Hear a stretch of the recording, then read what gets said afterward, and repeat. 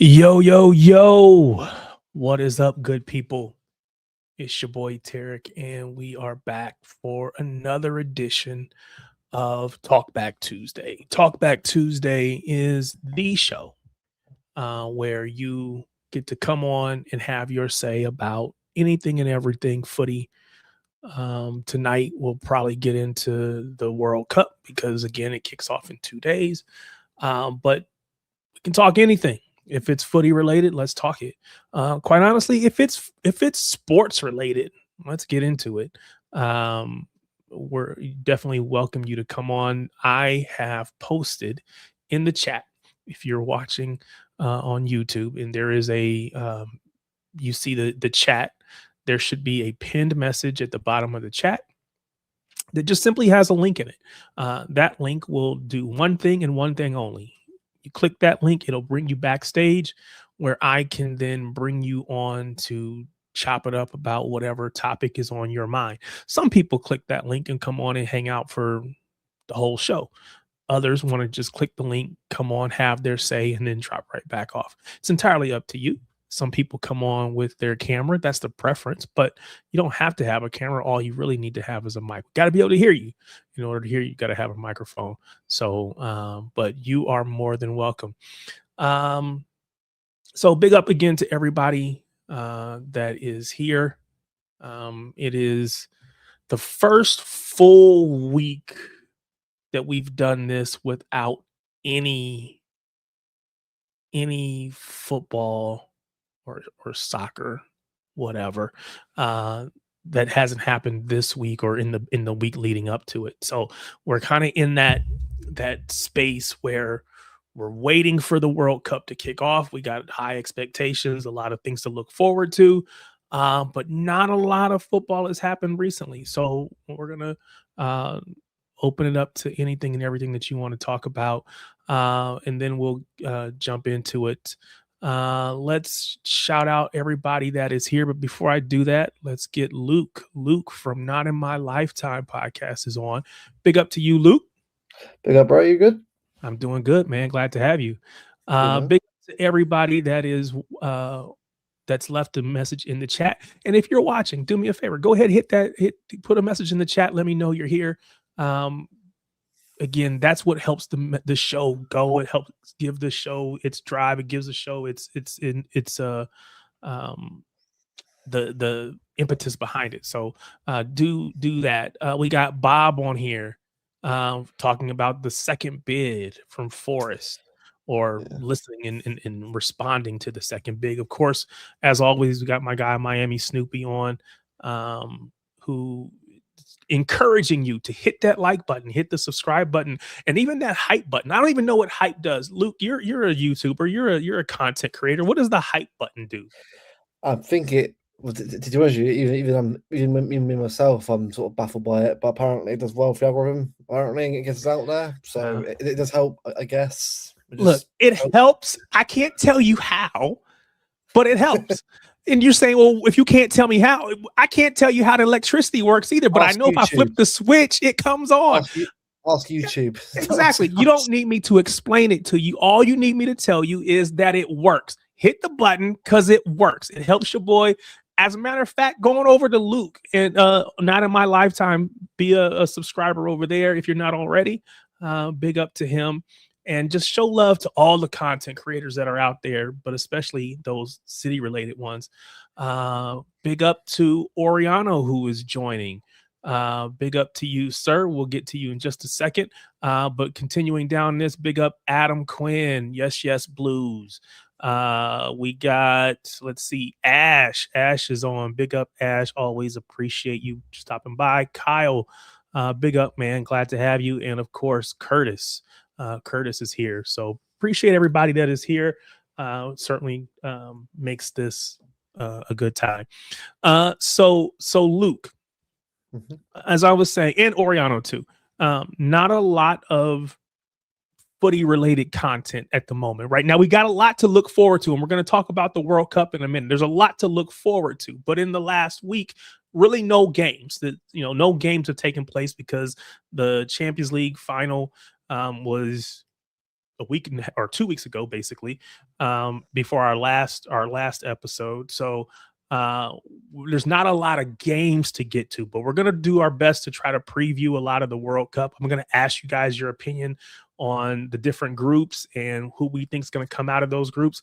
The way this thing works is the top 2 teams from each group will go through, and then the top 8 third place teams throughout the whole thing will go through as well. And then that'll give us our 32 teams, and then we'll kind of narrow it down from there.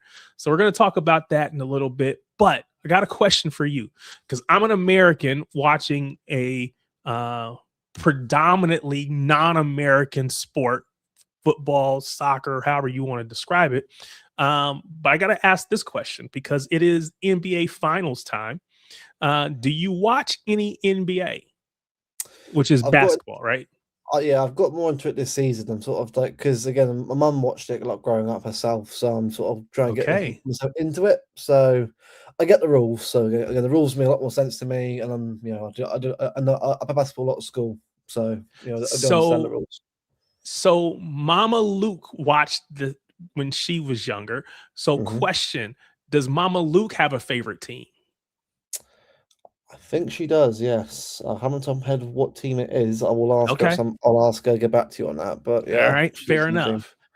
Fair enough. So Oriana, what about you? You got a favorite? Do you watch NBA at all? Do you have a favorite team? No, honestly. Did you say no? No, not really. All right. I know a bit about it, but don't really watch it. And forgive me, but you are Canada? Yes. All right. So not a fan of say Toronto Raptors or the Vancouver. Wait, does Vancouver have it? No, they moved, didn't they? All right, fair enough. Fair enough. Big up to Danny. What's going on, brother? How you doing? I'm good. It's good to be on. Good to talk footy because it's been a while, Yeah, not a lot's going on. Like not a lot of games, but we're definitely gonna talk World Cup because that's what's coming up, and then of course we'll get into some of the transfer window stuff because that never ends.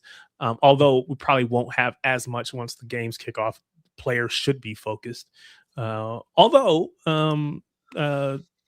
Tuchel told us that players are going to be able to do their stuff during the World Cup. They'll get it done. He doesn't have a problem with it. So, that's the first manager I've ever heard say that, to be fair. Most people aren't willing to do that. But really quickly, what's up, Riz? Appreciate you. Pepper Squad or Dylan, big up, man. Glad to have you. And so he got in on the NBA chat. He's a Mavs fan, so he's from a fan of the Dallas Mavericks, and so Spurs, not Tottenham, but San Antonio. Spurs are. Tariq, I think that's her team. Oh, really? Yeah, interesting. Yeah, interesting. Yeah. So the Dallas Mavericks and the San Antonio Spurs would be considered, big rivals. If this was for footy, they'd call it a derby because again, they're in the same state. They're probably the state is humongous, right? But they're probably still several hundred miles away apart from each other. But for NBA, it would be a close distance and they would be rivals, and so he's got to watch his biggest rival in the finals. It would be like Chelsea fans watching Arsenal, so we'll see. Big up Joshua, and to William Jarrett, glad to have you back again as always, sir. So really quickly, Danny, you're an American, so you have been exposed to all these American sports beyond just footy. Are you a fan of a particular NBA team? No, I'm more a baseball guy. Okay. I'm a footy guy first and foremost, but I've been a baseball guy for like 6 years now. I've seen you posting quite a bit about baseball. Is it Braves? I'm a Braves fan, yes. Braves, yeah. Not my local, but I grew up with a couple Braves fans, so that's how I got into them. So one thing about the Braves and the Cubs is you could get them on TV most places across the country. Yeah, because the whole WGN, yeah. And TBS, excuse me. And WGN for the Cubs. I could be a lot of places and you could watch them. And so it was easy to follow, just kind of like with here. The Premier League is the easiest league to follow out of all the leagues, in my opinion, especially when it was on NBC. Dylan says it's 4 hours Dallas to San Antonio, so Manchester to London. But again, for the NBA, that's close. So I think probably the only thing closer might be Dallas to Houston. I don't know San Antonio to Houston, how those two, which of those will be closer. But anyway, but if you're an NBA fan at all, the NBA finals are kicked off. It is a 7-game series, so you have to win 4 games. It's the New York Knicks, so big team, New York Knicks, and the San Antonio Spurs. San Antonio relatively is a smaller market. It's not a big city. It's not like London. I don't even know how you would compare it, but like London's a big city. I don't know what. Trying to think of a team from a small town. Where's I'd say like Luton, but that's like Luton tiny. might be too small. Too small. Yeah. Trying to think what's another smaller market team in the Premier League. I feel like Norwich or Ipswich, because it's like something like that. Yeah. Like it's not tiny, but it's not like the first place you think of when you think of English geography, but it's certainly like there, Southampton maybe.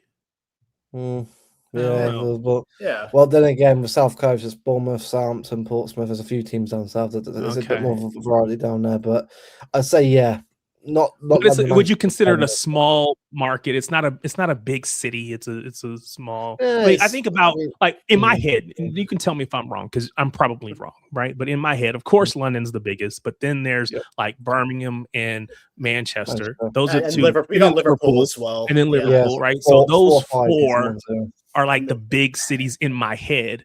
Now and then you kind of have to do like the Northeast with like I was gonna Newcastle, say Sunderland, Middlesbrough. I know Middlesbrough's not really like a Premier League staple anymore like they were in the 2000s, but I think you've still got to mention them. But so that's kind of the matchup. It's a big city versus a much smaller city, right? So it's Spurs versus the Knicks.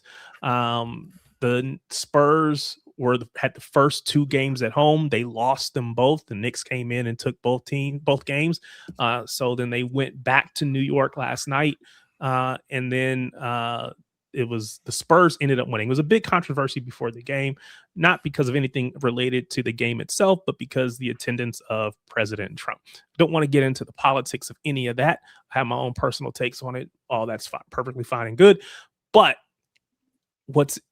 I guess I want to say not trigger, but I thought about was when they show President Trump, there is a mixture of emotions. You got some in the crowd that are booing. You got some in the crowd that are cheering. It's very much a mixed experience or a mixed emotions. And you can say one was more or the other. That's up to you. I don't really care, but it's very much mixed reception. I want to know from Luke, how is it when you, and again, maybe you haven't been physically in attendance, but when, say, Prince Charles, Prince William, or whoever shows up to a footy match, what is the reception that he gets at a match? It's a weird one. Or they get whoever the monarchy period. To be honest, right, it's a weird one. I don't think people really care as much. Like, it sounds a bit weird. I think obviously because I think the royalist mentality in this country has kind of been it's gotten like less and less over the years. Like it's not really like a big thing anymore. So I would have said years ago, sure, but if we heard that Prince William was at a Villa game, I'm like, okay, it was cool, but no people wouldn't really care, to be honest with you. I think 10, 15 years ago, it would have been a whole different story, but I think now it's like royals now, it's not really, especially with what happened with, news or controversies and that, people just don't really care anymore, I don't think, personally, but that's just how I sort of see it anyway. Some Matthew says that Spurs could be like Sheffield. It's a good show. As far as a city is concerned. That's how you Spurs, yeah. Because like you think Yorkshire, I think everyone goes to Leeds Martin first. says that Southampton is big. It's one of the main ports. So okay, that's fair. So that's fair. I got that. Like I said, I probably knew I was going to get that wrong, but just trying to give an idea what that looks like. So, Trev, you're living outside of the UK at the moment. However, you're English. You were, as far as I know, you were born in the UK. When you're watching a match and you see any of the monarchy in attendance, what is the reception that you have seen, and has it changed through the years? Because you would have been going well before, say, someone like Luke. What was the reception when they would attend games? Say, indifference. Really, indifference, occasional hostility, depending on the sport, depending on the occasion.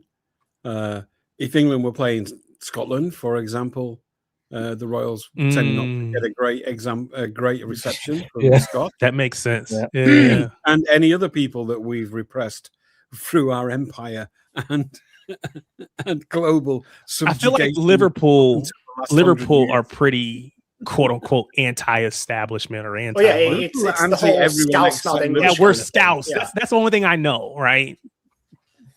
I'd actually be up for an independent People's Republic of the Northwest of England, which would include the Scousers. Right. Because we dominate the football. We produce the best music. It's just better. We have Holland's pies, really good beer, Vimto. You know, what more do you want? You can keep all your palaces and your royals, and nobody cares.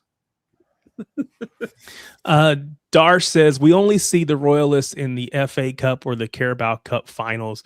So maybe that makes it a little bit different. Prince William is a Villa fan, so he goes to Villa whenever he can, which I've seen him at a couple of Villa games, I'm sure. Again, I'm probably only watching City, so it's had to be a Villa City or, like you said, at the FA Cup final, something like that. So, and then American sports, right? I don't. DJN makes a really good point. He says it's a bit different because Trump is a politician, and do you guys not see the monarchy as like a political thing? It's not they're not politicians or whatever. Not allowed. Okay, they can have opinions, but they have no power. Yeah. Okay. See, this is where ignorance on my part. I'm just trying to understand because again, like I said, the reception for politicians in general, in this case specifically Donald Trump, are going to be mixed. There's going to be the supporters and the detractors, and again, depending on what event and just where. Massively booed in New York. I saw the footage. That's where I kind of was bringing this up because I watched it. They booed him. They booed his motorcade. They booed during the national. Well, and it doesn't help because then, if you've been going to matches or going to games, and then all of a sudden when he shows up, what used to take you, let's say 30 minutes to get in and out or get into the stadium now takes you an hour and 30 minutes or whatever. It takes you so much longer, right? So it's just inconvenient. People don't like it, whatever. Okay, DJN says it's more like the Prime Minister Starmer going to a game. Yeah. He probably gets booed. Okay, so that's what I wanted to know. Like he probably gets booed. Okay, fair enough. So King Charles is related to Dracula, so Trump's not as bad.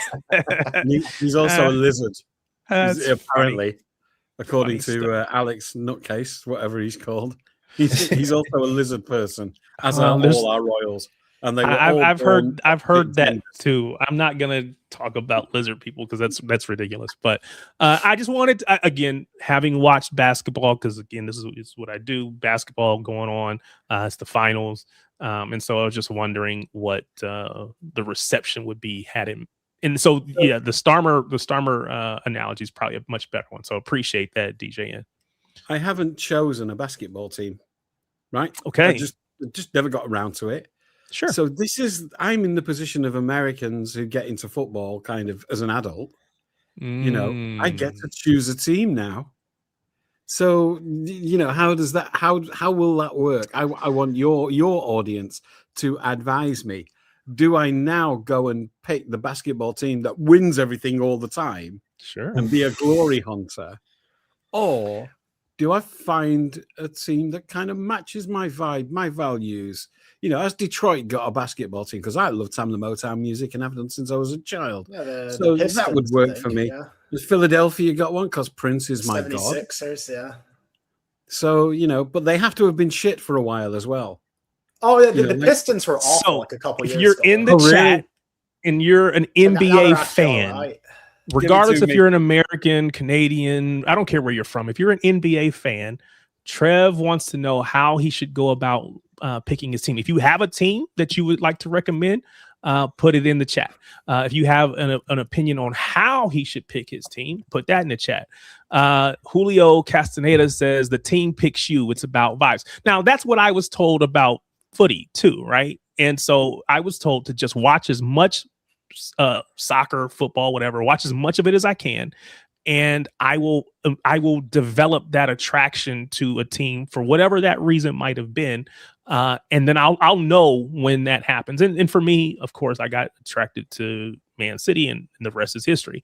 But I would say for a lot of people, they pick their sports teams in two ways. It's always, you know, if you have something local, of course, a lot of times you're going to go with your local team and you're going to live and die, suffer and thrive with that local team. But for a large portion of the country, there aren't really local teams. Your local team might be 6 hours away. So, you know, it's really not that local. Then it comes down to a lot of times, there's a lot of answers to this. So I would say what we have more of would be our college sports. So you might pick a college team and you might follow a player from college into the NBA if you don't already have a team and you just watch him and you become a fan of that team. There's so many different answers. Yeah, I mean, that route sounds like a lot of work. Yeah, you know, it is. So then there are the people who are going to pick the star, right? So if you are looking for a star, you might pick LeBron James, and LeBron James happens to be playing for the Los Angeles Lakers today. So you might become a fan of the Lakers. But the problem with that is he's also played for the Miami Heat, the Cleveland Cavaliers twice. So which team do you pick a team and then stick with it, or do you just follow him from team to team? As a Brit, I can't do that. You pick a team exactly. For life. You pick a team for life. I mean, in England it's very different because like in Manchester, you're born red or blue. So if you're a City or United fan from the Greater Manchester border, which a lot of United fans aren't, but never mind, that's not the point. If you're from the Greater Manchester area, you're born red or blue. It comes from your family. It comes from your parents, and you can't change because it would be embarrassing. Yeah. Every place you go, whether you go to school, go to work, everyone knows that you changed, and you would be subject. And I think if you're from one of those NBA cities, you're probably a fan of that team regardless. I just had Julio Castaneda on. Julio said he's from the LA area originally, so the NBA is the Lakers. Now, the LA area also has the Clippers. The Los Angeles Clippers used to be originally San Diego Clippers. Before that, it might have been something else. But so he had two teams to pull from. The Lakers are the big team in the city. The Clippers are kind of the also-rans. They had their day where they were really good, but they never got over the hump, and now they're starting to fall off again. Matthew says, who is Pep's favorite basketball team? That might be a way you pick. That's he a Celtics fan? He's going to be a Boston Celtics fan. Yeah. Just quickly, officially today is 3 years ago, Istanbul. Today, 3 years ago today. 3 years. Well, I didn't realize that. It's only 4 p.m. on June the 9th. Yeah. Right. If you want to tell it, because it's already just hit. Okay, yeah. For me now, it's now 3 years ago. So I feel great. For 3 years ago, Luke, you picked your NBA team because of your mum. Yeah. To be fair, I mean, I've been getting more into American sports the last few years. So I'm not obviously because. With football, it's different. As you said, Trevor, it's different over obviously because you're either in my family. Football wasn't really a team support. Really, people think that's crazy, but it's true. So, I grew up hating Man United. I hated them, I despised them, and people always thought, oh no, because they had money. Do you really think a 9-year-old me knew what money was in football? Yeah, exactly. I was like, I like colour sky blue. I hate Man United. Cool, I'm part of it now. And then since then, obviously, you expand the knowledge of the club over the years and that, and yeah. So I joined just before obviously all the trophies started coming in. So obviously I knew I remember like Ilano and all that. Obviously, and obviously I'm a good friend with Robinho and that. So that's more my era. Mark Hughes going forward. That's my era. Martin, I didn't get your name. The guy with the headphones. Sorry. Me. Danny. Yeah, Danny. Oh, Danny. Sorry, yes. Danny. I didn't catch you earlier. I was eating breakfast when you came on, so I wasn't paying that. Real quick, hold on. Let me acknowledge Martin because he says he was a Chelsea fan in 2008. Saw this amazing takeover and said, "Yes, please." He said with no sarcasm at all. No, he's an absolute plastic. However, we've just been on the Oil Brothers, and we won the annual Oil Brothers quiz channel. We absolutely destroyed the Newcastle team. Wiped the floor, despite their host being the host of their channel and cheating and just being disingenuous all the way through. We slaughtered them. Absolutely. So we walked it. It was a procession. We turned their quiz into a farmers league. They're on the ground still crying. It was quite interesting quiz because there were like very general Premier League questions. Then in the blink of an eye, it was this oddly specific question about Newcastle that no one had a sniff at. So we walked it. Trev Lee Johnston says you should just spin a randomizer wheel. Just spin a wheel, and whatever it comes up, that's your team. And if we are wanting to do this, I will find a way to do this on stream if we want to do this. We can pick your team today if we want, if you're going to do it this way. I should during the stream, but I need a bit of lore. I need a reason to hate another team. These are the things that are required, you know, so I need lore, L-O-R-E, not L-A-W. Yes. I need some lore as to why I should pick them. I like humble roots stories. I like underdog stories. Anything that mirrors cities, kind of. You know, we're in the same city as our closest rival, who just won everything for 35 years, whilst we were dog shit. You know, anything that resembles that story. Speaking of plastics, here's Martin, my fellow quiz champion. Danny, not a word. I know I fucked up. I know I messed up. Not a word. What did you get wrong? I think he said that like Isak had the space clause in his contract, and it was. I don't know. I thought you were going to cut me out on the Abu Dhabi bit. Oh, that was even worse. Abu Dhabi's not a country, and he actually gave me a vote for it. But they messed up on when City was made. They messed up on the City bit. He's not actually. Baz had the actual correct year. But we weren't expecting him to do the proper research into it. We thought he was going to go with the traditional. Yeah, and he didn't. He went with 1880. I'm like, what the hell? It was just such a funny. It was such a funny quiz because it was child's play for like 2/3 of it, and then all of a sudden it was like, what minute did Alan Shearer score his first goal against? I'm like, not even the freaking mayor of Newcastle would know that. Like,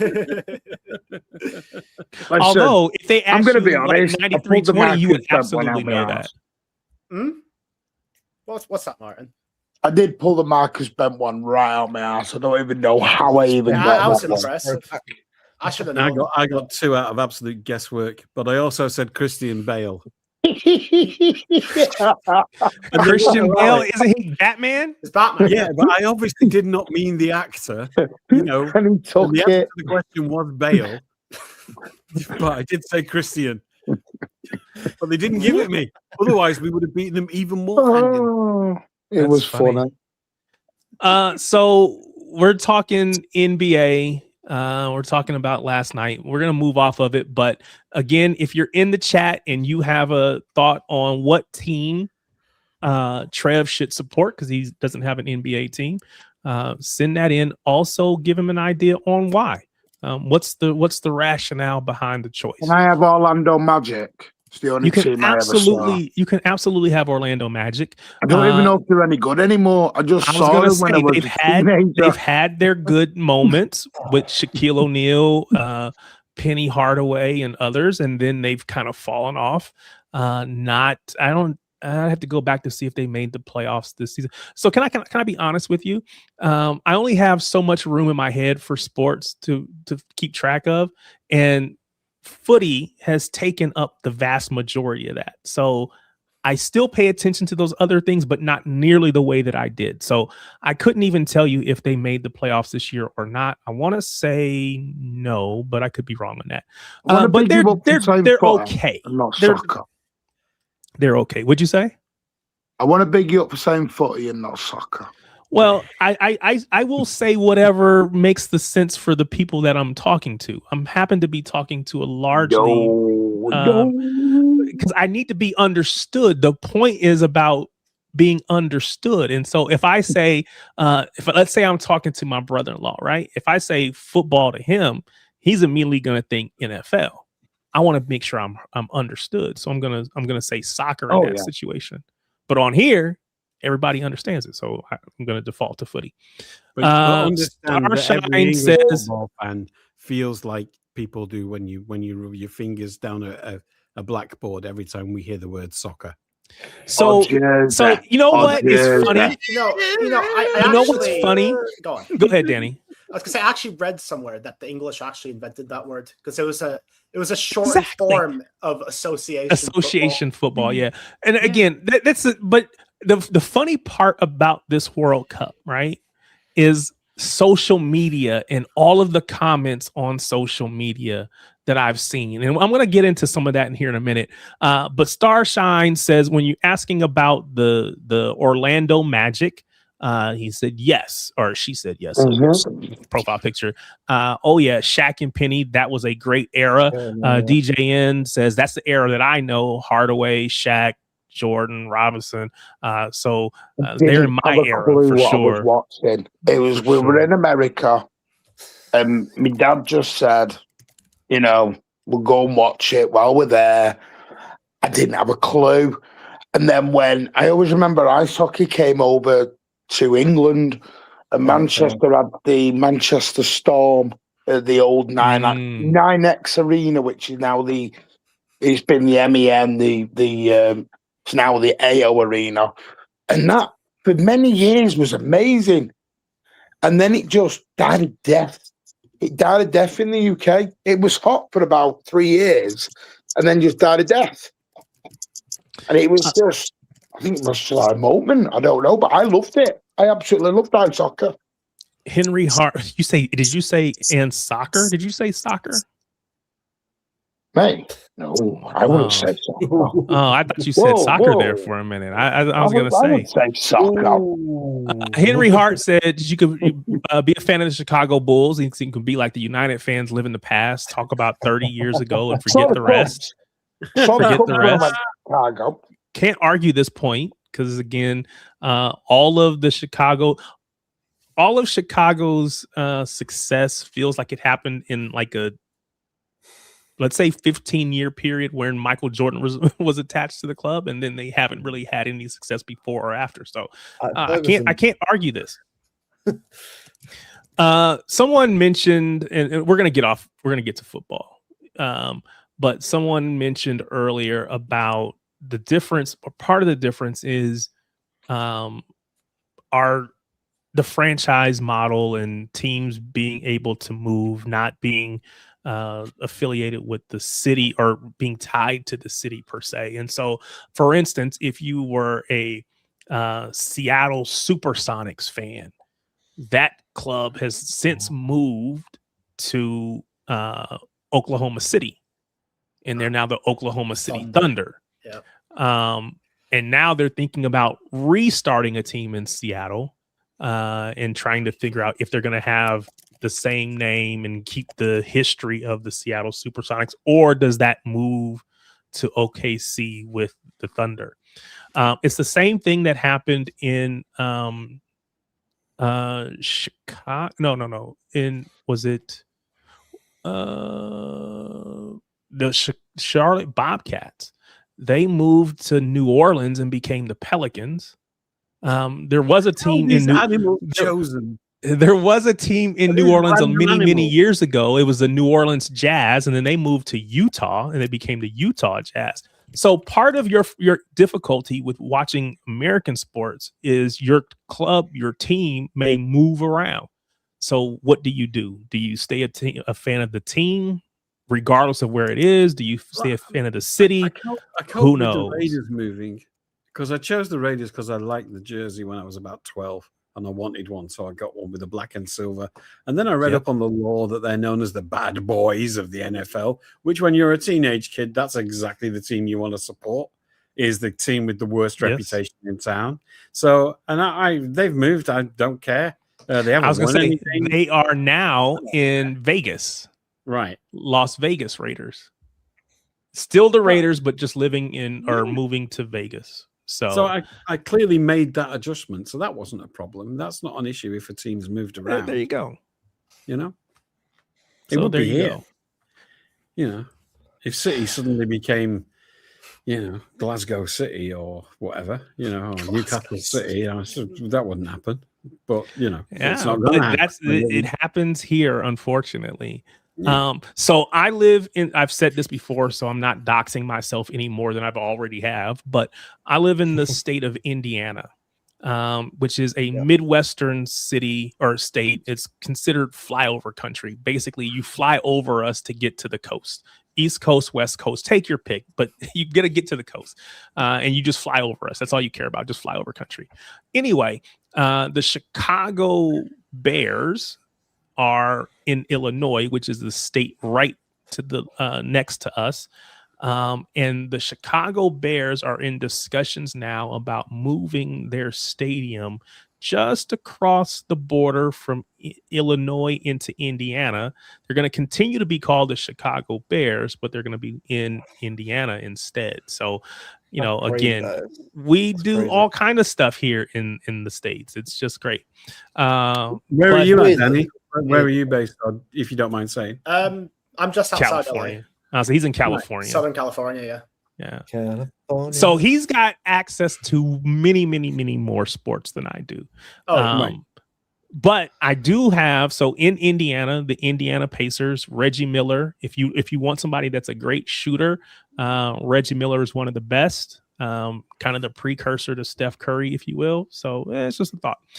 Anyway, I read today that there is a new docuseries coming out that's going to, as they said, chart Pep Guardiola's final 2 seasons to be released on Prime Video. It's a 4-part docuseries that captures the last 2 seasons of a defining era at the club, and then it goes on and says some more stuff. But I found it interesting that they are documenting the last 2 seasons because it's one of 2 things in my head. Either they knew 2 years ago that he was going to leave, and so we're going to do it for 2 years. They film, or they film. Okay, I was going to say there's 3 things. So the other option was they just always recording, which is what you're saying.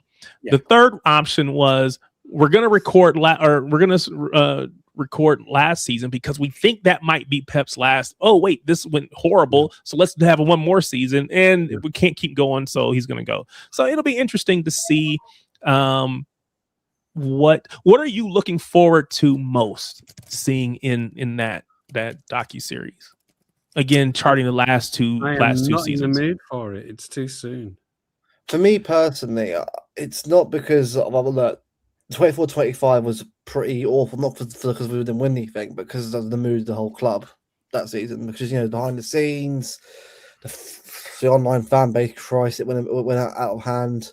I think everything went wrong that year. It sadly it did, and I'd like to know what was going on behind the scenes.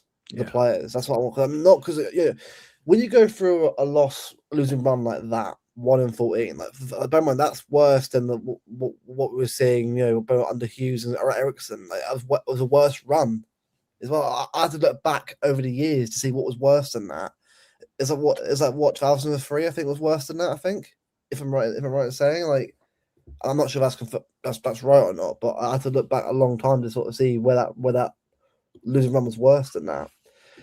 I think for a club that was so successful, obviously for a number of years, to hit a season like that, where you're losing so many games in a period of time, I want to know how the manager was how the players were after each game, like, because you have to imagine, like, to get out of that rut must be difficult. Look, winning stuff obviously it won't happen every year, but to go through a run of that, I want to know what the mood was like and how they sort of got themselves out of that, because that's not easy to get out of it. Like, you know, that 1 out of 14, something like that. I think that was what that run was. That was tough. Another thing that I'm interested in seeing is, and then this is somewhat morbid, I guess, but I'm interested to see the reaction after the Gahey mistake, because we were right there thinking we were going to be in this to the final day. And then he makes that mistake. It cost us the match, cost us the points. And at that point, you knew it was pretty much over. I want to know what the response in the locker room, what Pep's response was, all of that, especially because you're coming to the end of your time. That would probably be very deflating. And I'd be interested to see that. Danny, this is funny because I don't think about this in this way. Did I lose it? But there was a question for you. Was it the GTA one? Yeah, and I lost it. It was, where about approximately are you on the GTA map? And it's funny to me because, again, you find what you know. If you're a GTA fan, the city is basically mapped out this way. So tell me on that. So do you have an answer? Do you play GTA, first of all? No, I've never played it. I'm not really an expert on the map, but I know Venice Beach is there, and I biked to Venice Beach. It was like a 10-15 minute bike ride 2-3 days ago, and I do that once every couple of weeks, and just a nice area. My dad used to work there a lot before he retired. And that's that's the one known place that really hits home for me. All right, so that's as much doxing as Danny's gonna do. He's not gonna give you any more details. Doesn't want anybody showing up at his house looking for a bed, a place to crash when you navigating your way through the different cities for the World Cup. Big up to Louis, long time brother. Glad to see you. Hope you're doing well, man. Thanks, man. You too. So Louis, what just jumped on? We're talking about the new docuseries that's going to come out here later on in the summer. 4-part docuseries covering the last 2 seasons of Pep's time at City. What's the what are you looking forward to seeing most in that 4-part series? What players like kept like beating the drum and saying, "Come on, we can carry on, we can do this," and seeing which players like shrink into their hole, sort of thing, especially in that 1 in 14 games, because there's probably something there where, like, the one that always annoys me was the Juve game, where we were really dominant. We were, like, tactically we were spot on, and then Weston McKennie came on, and I was like, he's gonna do something in this game, and he does. I can't remember. You know what I want to see? Because you've said the Juventus game, Curtis has said the Spurs game, and DJ said Feyenoord. I want to know what the players thought was the very bottom.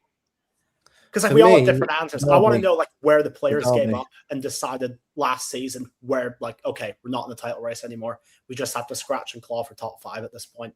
And then also, like Tarek just said, not necessarily the game mistake, but I want to see what the reaction was like losing a title race for the first time. Because every time we've been in a title race, we've actually gotten it over the line. Whether it was Mancini, Pellegrini, and most prominently under Pep. But this was the first time where we didn't get what we wanted, and I want to see what the mentality was like behind the scenes. So I also want to see as well the reaction after that Diallo winner. When United won 2-1 at our place.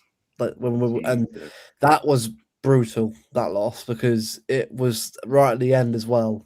Yeah, it was 1-0 to the last 2 minutes. Yeah. And we were poor, by the way. We won that, but we were shocking. If we had won the game, obviously you take it, but you could tell we weren't playing well in the game. You could tell there were nerves. Like Nunez's redemption after that game, one of the best redemption runs I've seen from a player at City. Like, that guy went from being the scapegoat, everyone hated him, wanted him out of the club, and he turned him into one of the best right backs in the world. That is that. My respect for him. to come mentally back from that. Like the Villa game where he scored the winning goal, the celebration that he did after that goal, you could tell it was the road to redemption.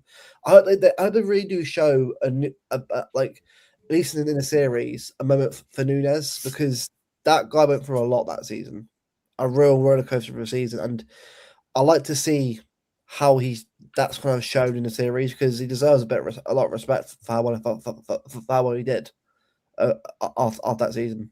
He really did. Another one I want to point out as well from the what I want to see the documentary is that wasn't really there as much was like the backroom stuff, because I always remember when we had the Centurions, like the All or Nothing, like when they talked about Van Dijk with the 75 mil. I'd love to see the conversations they had on Omar Mamouche, Nico Gonzalez, like seeing if they profiled them, because obviously at the time it was Ederson. And then I want to see how quickly they went from like them being the target to being signed with Race, Bar, and Kusnov, because those three came from completely out of nowhere, and I don't think anyone saw it coming. You just triggered a thought in my head when you said Ederson.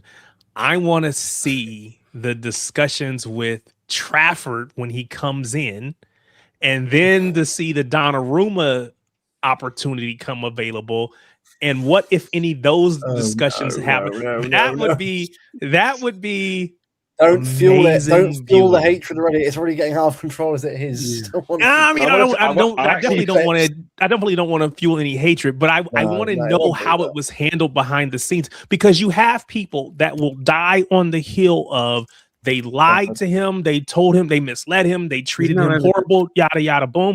And then you'll have other people that say, well, he knew he was going to come in and fight for it, because we were still going to have Ederson, so it was all fairs and love. So it'd be interesting to see what was actually said. No evidence. Of course, they're not going to show all of that, Martin. They're not going to show it to us, but that's what I want to see. Man City uncut the whole process. That's what I want to see. Of course, they're not going to show live stream what's going on. Yeah. Last minute equalizer at the Emirates. What was the reaction to the team? To be fair, even though we drew that game, I was still fine. Like it was gutting. We didn't really win the game, but I'm so proud of the team that day, because like they fought so well against an Arsenal team that everyone thought would batter us again. We were this close to getting a 1-0 win against Arsenal. So in the draw, I thought that was fun. So for me, that's not that one. I think for me, there's one game. It's Bodo Glimt or the Bernabeu. 3-0, because those were two games that I thought, because Bodo Glimt was a real sucker punch at that time, because Bodo Glimt, the team looked like they'd never played together before. It looked like they probably had. I never really got mad at that one, because he had like 12 senior players available. And I was just kind of like, Bodo are getting kind of slept on, because like they're actually decent going forward. I will hold my hand up and admit that I still, even after that loss, I was pretty critical of the team, because I felt like we should be better than Bodo Glimt regardless. Now, Bodo Glimt, to their credit, they played very well this season. They went further in the Champions League than I ever expected them to go. They were not a bad team. So I got that wrong. But I expected us to beat them regardless of who we put out there. And I was wrong. But it's just like the way that they scored it 2 or 3 past us. And I thought, like the way we were beating that game, it was like different to what I've seen from any other team in Champions League. Like it was like a whole, it was domination. Reminded me of the Liverpool quarterfinal in 17-18, where the first goal went in, the second goal went in, and then the third goal went in. And I was like, all right, yep. No chance. You just knew it was done. Yeah, like you got Casper Hull, a guy that Norwich City were after in January. None of their players are getting bought up. No one wanted any of their players, by the way, which is great. Is it Hauger? I rate Hauger. Yeah. He flopped at Milan. I remember he was absolutely poor for him. Really? There's two good players that I rate really well from the squad, but as a team, they just weren't. It was like a Avengers team. It was like they were like. Rodri was running on mud. Rodri was running on mud that game as well.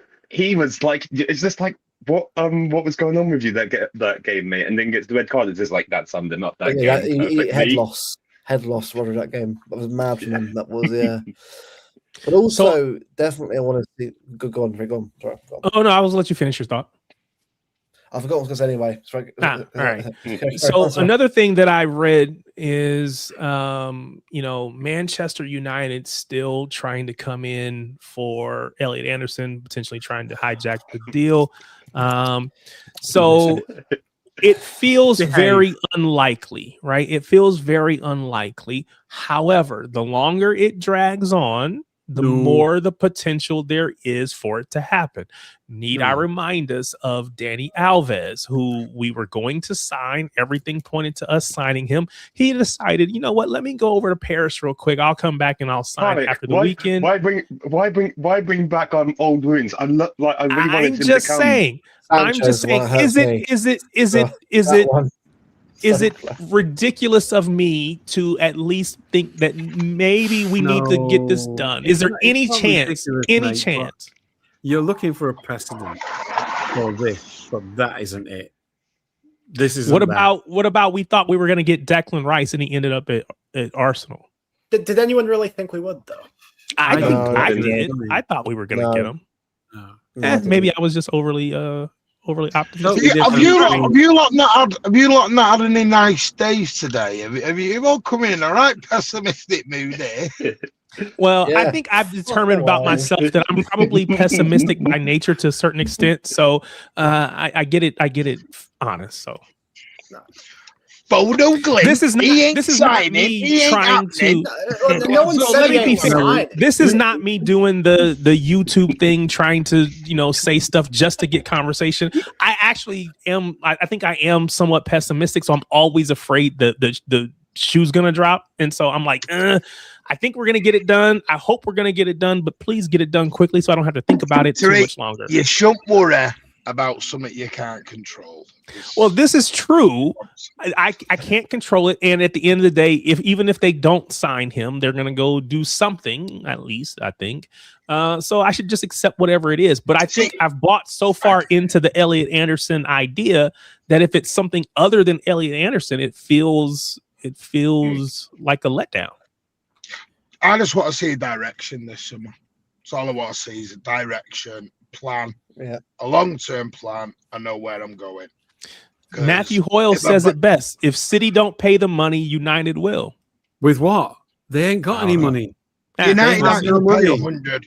United aren't going to pay 150. No. Yeah, I saw somebody boasting about the fact that they've never paid 100. Their highest, I think, is 89, which is Pogba.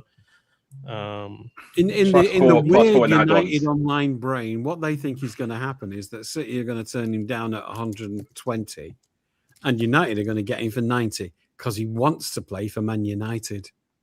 That's what their fantasy is, and that's all it is. It's not going to happen. No, I mean, I guarantee Anderson's close to Gahey and Stones and that at the squad right now. Like it wouldn't surprise me at all. That's going on right now. Trafford, O'Reilly, chatting with him. Imagine it's talking about the best kebabs, decent chippies. Yeah, I think they have some food. These are Mancunian lad needs. Yeah. Yeah, I don't really doubt that it gets done, but I think the general notion prior to the summer that all City had to do was dot the I's and cross the T's as soon as the window opened was just totally overblown. I don't think anything really suggested that the deal was almost done. Yeah. I think it's just going to move at a normal pace. And I also think that little window prior to the Club World Cup where we signed 3 players in 7 days just completely distorted everyone's idea of a transfer window. Like, transfers don't move at that pace. You don't sign 3 players in a week. Danny, how come we haven't sold 19 players yet? That's the latest one. I mean, the window doesn't open until next week and everyone's panicking. I don't get it. Go on, Karim, I do it now. This is the phony war, the phony transfer war that we're in. Well, apparently we've got a list of suitors for Kovacic. We've got a list of suitors for Ake. Even though Kovacic is like going to be about, 5 or 6 million that you get done on deadline day? No one's in a major rush right now to come and sign Mateo Kovacic. And people are doing this, we'll get Kovacic out. Well, not that easy. You've seen today with Madrid doing their 150 million euro bid. Chuck money around all you want. It don't mean you're getting them. Bro, didn't you say last night that Real Madrid didn't have any money? Yeah, they don't. They Real Madrid do have money. They do have money if they need it. In 6 years, they're down to about 3.7 in liquidity. 3.7 million in liquidity. Of course, they still have massive cash flow because they have 200 million guaranteed income every single season, right? But they've got no liquidity. They can't move much because that income that they've got is all being covered by paying the ridiculous salaries. Magnus, you knew where I was going. I had to talk to him, make sure we're going to get this deal across the line. So, but you see, you got to be careful because it's like United. United do have money. They don't have loads. They do have some because debt is not included in SCR. They don't include debt. United can pull up debt after debt after debt. They make money. It's when you stop making money as a football club. With Real Madrid, I'm not even talking about their debt, which is horrendous. I'm just talking about liquidity. They just have no liquidity at all. No, but they've got a King of Spain, Trev, that bails them out every time, haven't they? So. Yeah. And I want to just been told that they got to find a 1.9 billion. No, 1,009 million. Well, there's a leader right here. You pull this lever here. More money activates. They got the levers. They're going to borrow money from us again. They're going to. Levers, Trev. I'm actually getting ready. I'm going to get my boots on soon because Diaz is going, Bernardo's gone, Stones is gone, Rodri could be going, Kovacic is going, Ake could be going, Trafford's going, Donnarumma's also going. Well, I sent you that article in the Manchester Evening News where the guy said, City have only got if everyone's going who's been talked about going, we've only got a squad of 13. Yeah. So I'm playing. The trouble is, get your boots on. It's the laziness of the conversations. Like, just sell Diaz, just get rid of him, get rid of him, and get rid of him. Like we're okay to we're just getting rid of Jim, who's a bit of a builder down the road here. People forget Ruben Diaz. Why are you trying to get rid of Jimmy down the road? What did he do to you? Tariq, people forget Ruben Diaz. Let's go back 12 months. Signed a new deal. 4-year to 5-year deal on increased terms, and 9 months later we're saying cheerio. Yeah, but who's saying cheerio? What are they doing? On loan. It's a bit crazy. It's a bit crazy. Martin, question: have you guys been paying attention to any of the World Cup stuff on social media, or am I the only one that's like? Well, as an American, it's been forced down my throat. Yeah, I was gonna say I see So the funny, I guess I'm torn because some of the things that I see are just funny to me. I just think they're funny. And maybe because I'm not like so stuck on, I got to defend America or the US. I don't really care. So if you say something funny, I'm going to laugh at it. I think some things are funny. But my question is, so I think it was Ian Wright. And he said, you know who I feel for? I feel for the American fans who are desperate for this. American soccer fans who are desperate for this, how embarrassed they must be, how embarrassing for them this must be. Do you, Danny, as an American footy fan, and any of the American footy fans in the chat, do you get embarrassed by what's happening with the World Cup? What are your thoughts on that? Look, I don't like how the country's handling it at all. With the visas and everything. I don't want to make it political. I really, really, really don't like what they're doing, though. But when you have Europeans and people from around the world who are saying, like, we're a horrible country to host it, and what I really don't like is them not being able to separate, like, the population from the government. And it's like, I think the government's handled this terribly, but don't put it on the people. The people really want to have a great World Cup. We're all looking forward to it here. We're looking forward to seeing world superstars in our country right in front of our eyes. We're looking forward to seeing our own team have great attack and depth for the first time in like 10 or 15 years. And everyone loves the World Cup. So don't try and beat the population of the United States and just for hosting it, because it's not in our control. So there was a big discussion about stadiums. Rory Jennings, who, let's just be honest, known for being a loudmouth, known for being wrong. Shit's clicks. He's not. He's always loud. He's always wrong. No, his opinion. Are we sure he's not an AI? Wait. Can you? What did he actually say about this? But what he said was lots of talk about American versus English stadiums ahead of the World Cup. American stadiums are grand and impressive in their own way, but they are incomparable to a true football stadium with soul. Stadiums with over 100 years of history will forever be unrivaled by grounds with big screens and convenient parking. And I don't even argue that point, right? I think there is a charm to older historic stadiums. We have it in the U.S. with like baseball. You think about Wrigley and Fenway. Wrigley, Fenway. Yes, but I have to ask the question because not every stadium over in England is 100 years old either. You know, for instance, the Emirates, the new Everton Stadium, the new the Beyonce Stadium, aka Tottenham Stadium.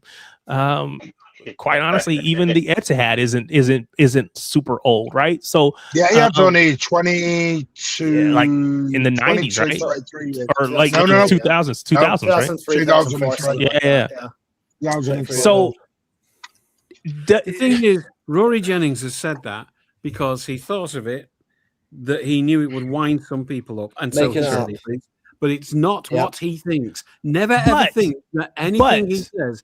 No, wait. Never. You've got to stop listening to this guy because he's just a cartoon that shits clicks for money. That's all he ever does. He doesn't believe a word he's saying. He's probably not even a Chelsea fan. He's a drama kid. He's playing a role and he's very good at it. But you can't take his opinion seriously because it's not his opinion. He doesn't care. I wanted to say something interesting. He could have said something that I heard yesterday, which was an American describing to me the difference between attending an event, a sporting event in America, and what you buy that is fundamentally different to going to a Premier League game or a European game. And the experience. So I want to hear that. I want to hear that in just a moment. But I can't completely dismiss what Rory was saying only because it has gone beyond. I don't know if he started it. I don't know.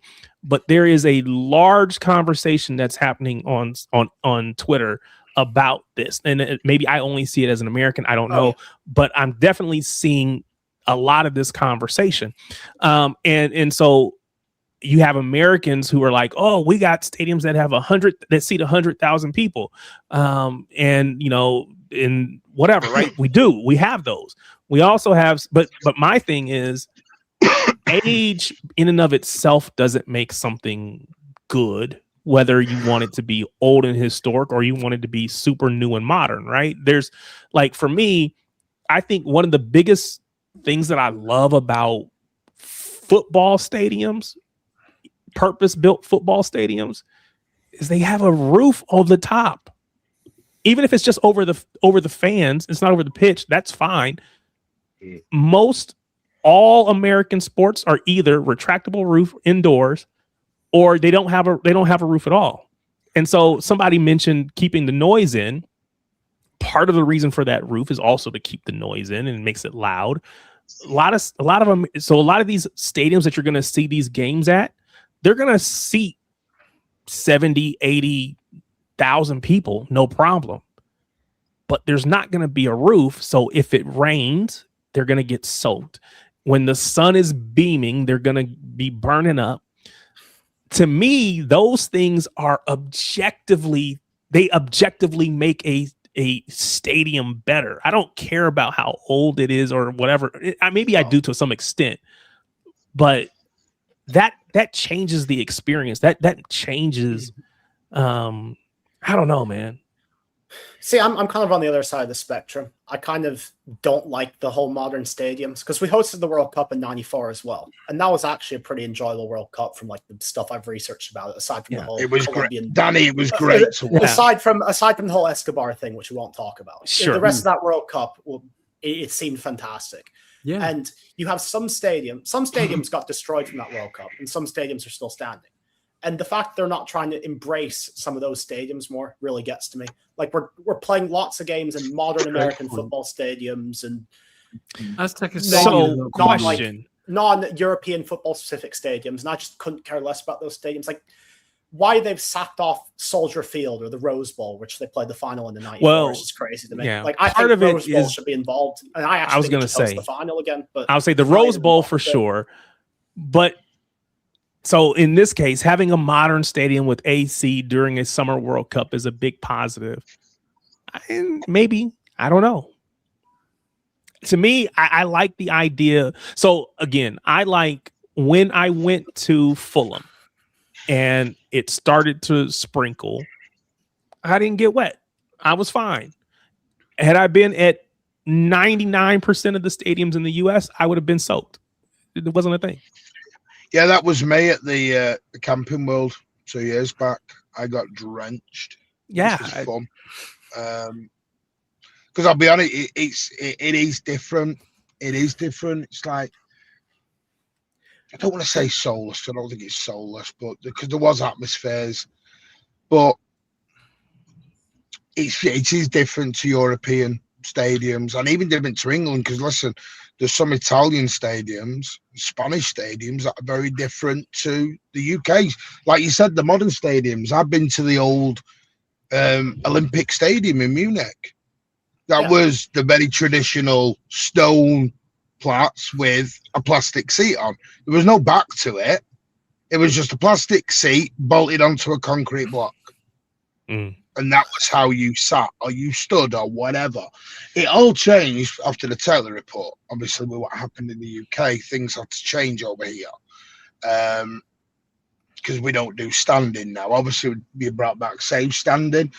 But Hillsborough, the tragedy that it did change stadiums throughout a lot of places, and the Camping World is amazing. Don't get me wrong, but you know that's quite an oldish stadium.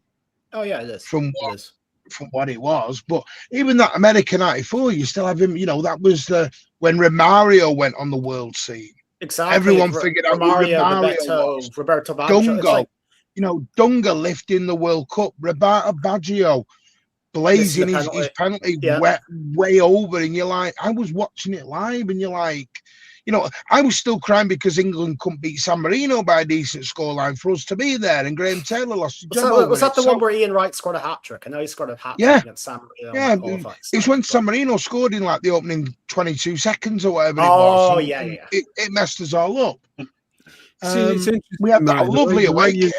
It's fine. France didn't make it either that year. The way you've spoken about you know the World Cup in America in '94, all of your memories are moments and players, and none of them are about the stadiums or how appropriate they were. No, because I think we're in the phony war before a ball is kicked. And nobody will be talking. You know what? We're in a social media. It's social media and politics, and nobody will be talking about any of that once we start seeing the magic on the pitch. And we heard all this for the Qatari World Cup. Memories about the football. Do you remember the Qatari World Cup? No one's going to show up. The stadiums are going to be empty.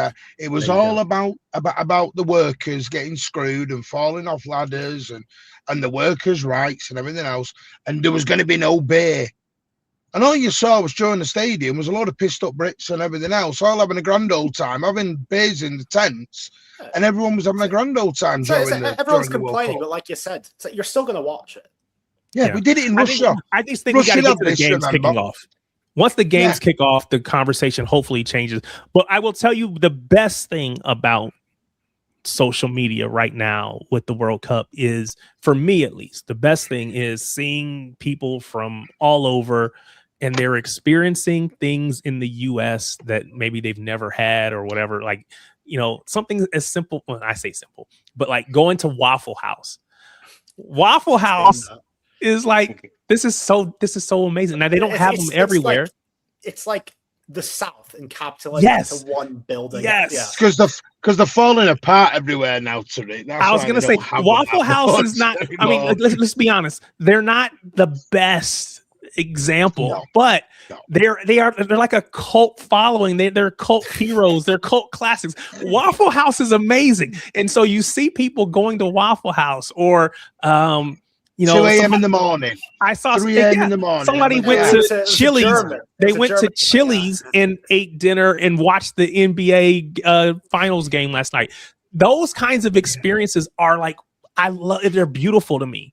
And I just love people being able to have. I had it when I went to America last year. I was like, we'll go to Applebee's, and because I always remember Applebee's was a big thing when I went a few years back. And then it was like, no, it's all Red Robin and yes, Thingy Steakhouse and you know, but I mean, the big thing that I got, you know, was Raising Cane's. I'm like, it's chicken strips and chips. Yeah, it's nothing spectacular, guys. And they don't give you barbecue sauce, so the chicken is not that great. But if you take the chicken home and put your barbecue sauce with it, it actually is pretty good. That's the best way to eat Raising Cane's. Do you know what makes me laugh for Raising Cane's? They go, our sauce, you can get them in like big thing.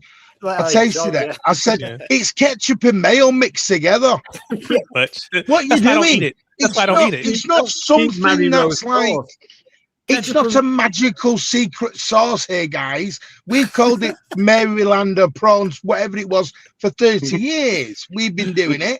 Mary Rose. It's Mary Rose. And people are making it so massive. You can put ketchup with mayonnaise, mix it up, it turns pink, you put it on your prawns. I say Chick-fil-A sauce is another one that people are very, very passionate about as well. Chick-fil-A sauce. When you dig it, it's ketchup and mayo mixed together, and people are like doing TikTok accounts and getting 100,000 people watching them eat a chicken fillet, a strip, a tender, whatever you want to call it, with ketchup and mayo. Congratulations. If that's how you're making your money, but me, no wonder the world's gone a bit crazy. No wonder the world's gone crazy, because we will watch any old shit now. COVID changed all of us. COVID changed everyone. We'll watch out. In the Philippines, where I worked quite extensively about 8 years ago, I was there on and off for about 2 years, between Thailand and there. But I spent a lot of time in Manila, and they have all the American franchises. Now, Thailand has them. We have Carl's Jr., stuff that you don't get in England. We have a lot of American franchises here. We even have the Canadian coffee. What's that called? The Canadian Tim Hortons. Yeah, they tell you, it's great, man. Isn't it? It's just ordinary. But, you know, I'm glad they're here, you know, so I tried that. It was just like, okay, whatever. It's funny because you said Carl Jr.'s, which is on the West Coast. So Danny probably knows Carl's Jr.'s. Yes. In the Midwest and on the East, it's going to be Hardee's. Yes. But it's the same exact. Carl's Jr. Liked it a lot. Didn't work out. There were 5 in Bangkok, and I think there aren't any left now. They're probably gone. No, but in Manila, Popeye's chicken, you name it, it's there. Let's go to Waffle House. Sounds like Southern diner breakfast. This is exactly what it is. It's exactly what it is. You go in there, you can get your waffle, you can get any of that stuff. IHOP. Denny's. Let's get into a bit of Denny's. You know what I saw? No, you know what I saw? This will get you guys going. This will get you guys going. And Danny, tell me what you think about this. I saw someone say that again, this is the whole us versus them, US versus UK, whatever, right? But someone said that beans on toast is just a worse version of biscuits and gravy. Absolutely not. Nothing like biscuits and gravy. Well, no, not the same. Not the same at all. It's objectively worse, but it's a lot different. Yeah, definitely. It's really not objectively worse. Do you know what? You have not lived until. And you know what? Someone's nice at night. So, but you know what? Martin, I'm not going to call you a main road wanker anymore. I'm going to call you beans on toast eating wanker because that's more. When did you call me a main road wanker? You? I never. Are you behind one of these secret accounts? Say it out loud. No. Listen, it depends. If you come from humble roots, beans on toast is actually a great meal. You know what's funny? Forward to as a kid, and it's got protein with the Horlicks. With a Horlicks on it. When my family and I were in London, we found a place to go eat breakfast one of those mornings. We went, we sat down. It was like a sit-down restaurant, and they kind of did like the American breakfast too. So you could order pancakes if you wanted, whatever. But I asked the waitress, I was like, "Hey, we're visiting from the US. I would like to try beans on toast." And she looked at me And she said, "Why would you do that?" With like all of she was befuddled. Why would you want to eat that? And I was like, well, I just want to try it. She was like, you're not going to like it. It's not good. So at that point, I was like, okay, I'm not going to force you to give me beans on toast. You obviously are trying to save me from myself. So you're only the customer. Weirdo. Never mind. You met a weirdo. She was like, you're not going to like. She's like, it's not good. I think Danny's heard this before. You know, my other half went to America. Yeah, just weird woman. I need to know where she lives. It was in London. It was in like the Islington side of London, which I don't know what that means, but it's closer to like where Arsenal are. Because people, North London. I could see people when they were out there for the women's trophy parade last year. So no, she wasn't foreign, Kathy. She was not foreign. But Tariq, I suppose it's what you're used to. My missus went to America when we went last year. She couldn't stand the bread. She didn't understand. She wanted a bit of bacon in the morning. But you know the difference, Martin? She got the bacon you guys have, and she looked at it like it was some sort of if you go to Waffle House and you look at the menu, anything on there, take your pick. If you say, I want this, they're going to be like, okay. They're going to go get that for you. I've only ever been there where I asked about something and she was like, you don't want that. Oh, go to Paris. If you want that experience, Paris. She was like, no, my God, really don't want that. No, Tariq. She didn't even believe what she was selling. No. I took my 15-year-old son. You'll be treated with contempt. Like you have to pass a certain standard to be served. It's absolutely magnificent. I took my son down the cereal aisle in America, and I thought he's gonna love this. He's gonna think he's kidding. Too many choices. No, he was like, he just wanted cornflakes or Weetabix. He was like, well, can I just have something that's not coated in a load of sugar, please? Just a little bit, somewhere, a little bit, maybe. And he was like dying for cornflakes when he got home. Yeah. It's just a bit boring. Just regular cornflakes. Yeah. No, I mean, we got everything has a bunch of sugar in it. Yep. I have some up in my cabinet. Even the bread. Yeah. We had to go to a farmer's place to get wholemeal bread, proper wholemeal bread. She was very upset about it. Well, you can get whole wheat bread, but it's still probably sweeter than what you're accustomed to, I'm guessing. Yeah. Wonder bread is basically cake. I think the bread at Subway is almost like legally deemed as cake because it's got so much. Can I have some cake in the morning? And I'll have salt. It's not butter, it's just salt. Actually, in England, even a lot of kids' cereals is basically cake for breakfast. You know, you just add milk and it's basically a cake. These are the groups for the World Cup. Oh, I want to go through these really quickly. What'd you say? Suddenly serious. You know that took a sharp left turn, Tariq, from where we were. My issue is I want to get this out the way so that I can get to your ITK section. Why have I got a section all of a sudden? Why is this section appeared? Why do you ask this question every single week, Martin? Just know that there is an ITK section for Martin every single week.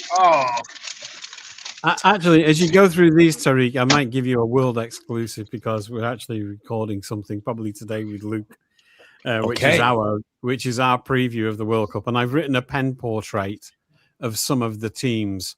So I might drop a couple of those in as you go through the teams. If you don't mind. Sounds good. So I'm about to put my glasses on for this part. So again, as I said this at the beginning, if you weren't here at the beginning, that's fine. I'm glad you're here now. Do me a favor. If this is your first time, hit that subscribe button. Regardless of how many times you've been here, hit that like button. It helps support the channel. Thank you so much. I appreciate it. But the way this is set up, there are 12 groups. So the top 2 teams from each group are going to go through. And then the top 8 third place teams go through. So a total of 32 teams are going to go through. 24 first and second teams, and then 8 third place teams. So what I want to do is we go through this.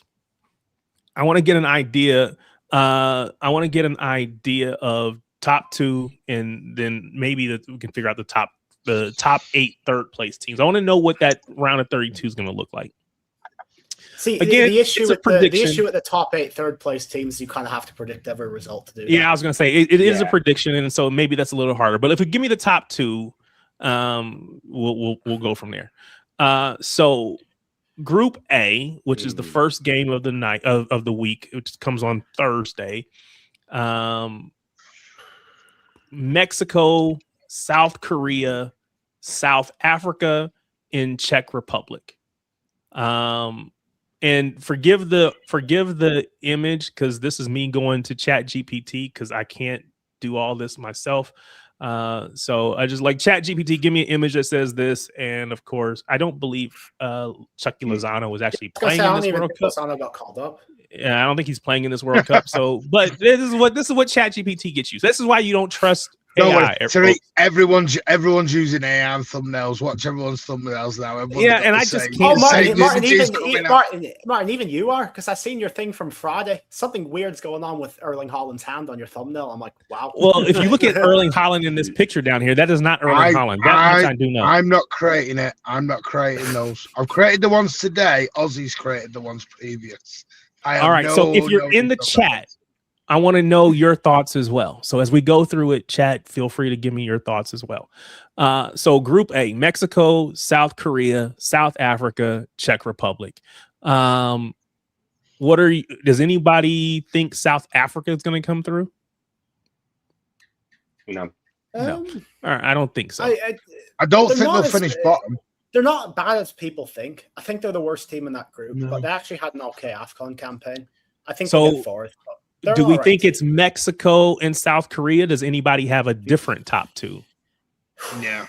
Smart. I've got Czech Republic bottom of that group. Okay.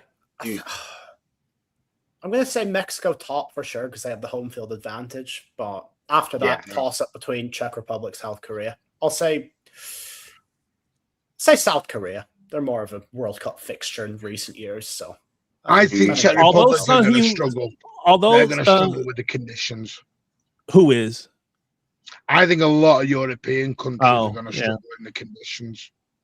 That's always like a thought I've had, because like when the US plays World Cup qualifiers, when they don't host it, they have to go to like Central America, playing Panama, playing Honduras on like these weird bouncy pitches. I'm like, I wonder how European teams would fare on these pitches. It's more hypothetical. Yeah, they wouldn't have a clue, Donna. You know that. Can you imagine him trying to get the ball down on the deck and playing? They're like, whoa, oh yeah, that bobbled. So we're going to go Mexico, South Korea, and probably Czech Republic third, maybe. I don't know. We'll see. All right, moving to Group B. Canada, also a co-host. Switzerland, Qatar, or Qatar, depending on how you say it, and Bosnia and Herzegovina.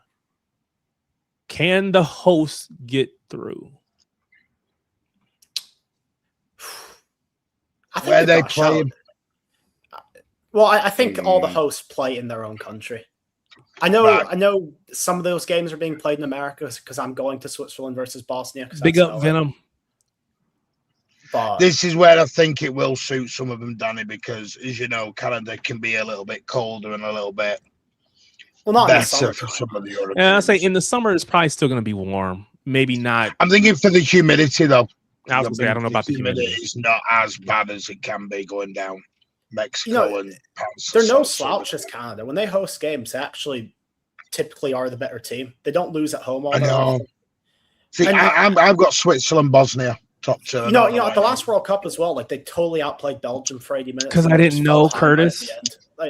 Because I haven't been to the FIFA website, so let me check this out and see if he says we can do this there. Maybe it will be easier. Martin already going through in Group B.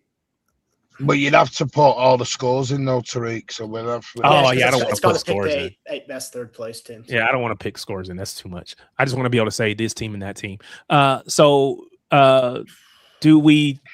Is there anybody that thinks Canada won't go through? I think they get second in that group. I think Switzerland will group. I don't think they'll go through. Ooh. So, Danny, you say Canada second. Who do you have first? Switzerland? Switzerland. I like Switzerland. I think they've got a lot of quality. I think you rule, and I'm not saying this because Venom's going to get really excited when I say this, but I think many are underestimating Bosnia. I was going to say, what about Dzeko? Definitely are. They didn't do very well in 2014, Bosnia. I think they only beat Iran. We got screwed against Nigeria. We would have made it through the second round if we didn't. But you lost to Peter Odemwingie winner, as seen on the quiz. Hey, my guy, come on. Hanging out of the car window with nowhere to go. Magnus says it's the Swiss and Bosnia.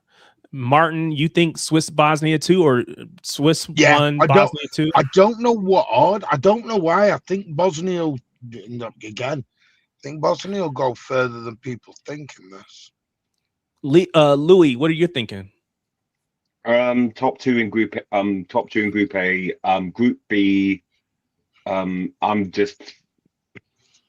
think Canada and Switzerland. I just think I haven't watched Bosnia a lot, but I just think Switzerland have too much quality in their team, so they'll be top. And Canada just being that co-host nation, they'll just have enough to especially in that last game when they need if they need a result, they'll get there. They'll get that result. Are you wearing the Year with the Horse shirt there? Yeah. River Ferrari cap. I like it.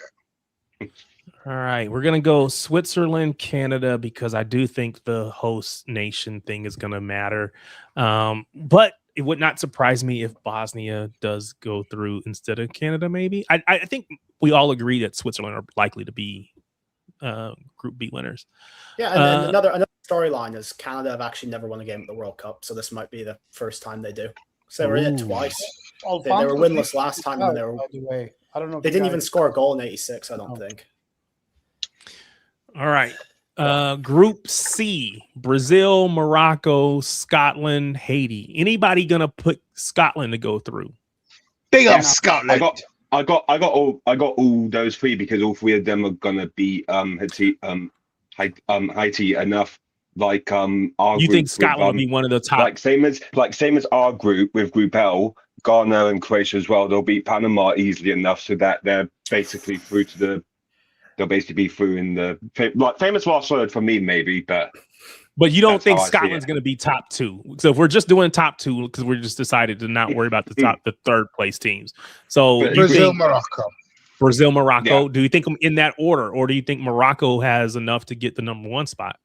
I think Brazil are going to draw against Morocco, but I think they're going to win the group on goal difference. I also think Haiti are going to play teams closer than people think. They're actually all right against decent CONCACAF teams. Obviously, the Group C difficulty is a lot harder than CONCACAF, but they're actually an all right team in North America.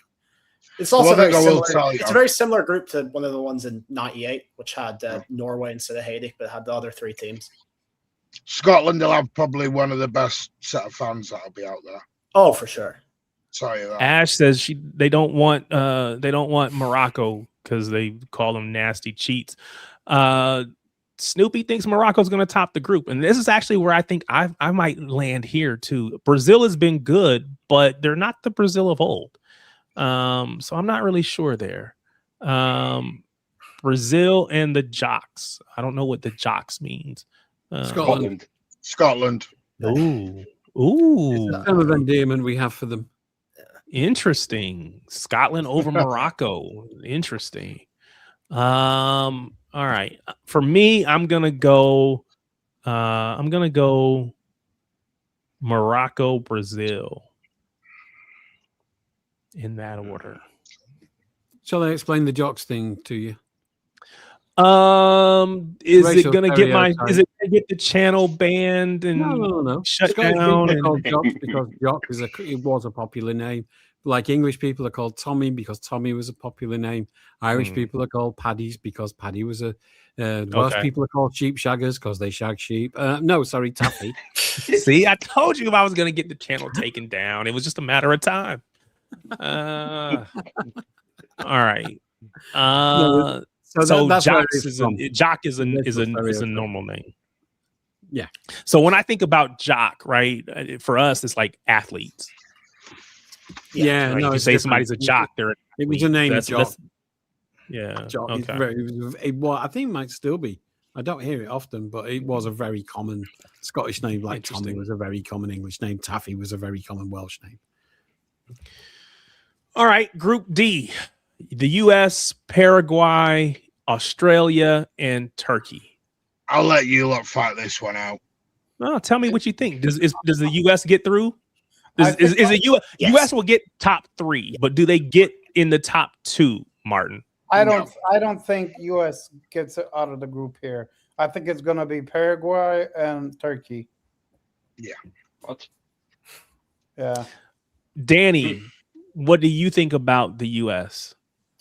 Well, I was very down on us for quite a while, but the last 2 friendlies have really encouraged me. We played Senegal off the park. The scoreline doesn't show it. And then we were toe-to-toe against Germany for like 50, 60 minutes of that game. So I'm a lot more encouraged than I was a couple of weeks ago. And I don't think we'll win the group. I think Turkey will win the group because I was going to ask you going forward. But I think we're going to be a pretty solid second place.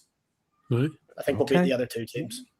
Marginally, because they're actually all right. But Yildiz, Gula, who else have they got in their team?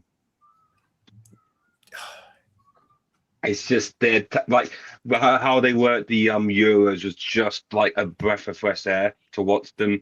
They just really like they just played for the fun of football, and it was just such a relief to see them play. Actually, you know what I'll say? I think we're going to get 5 points, and I think Turkey are going to get 7.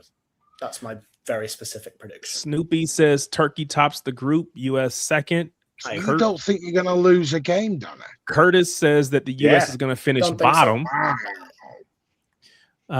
You should have seen you should have seen our first half against Germany. We were so good. That's like me saying we won 2 friendlies. We're going to win the thing. You played New Zealand, mate. You didn't play Germany.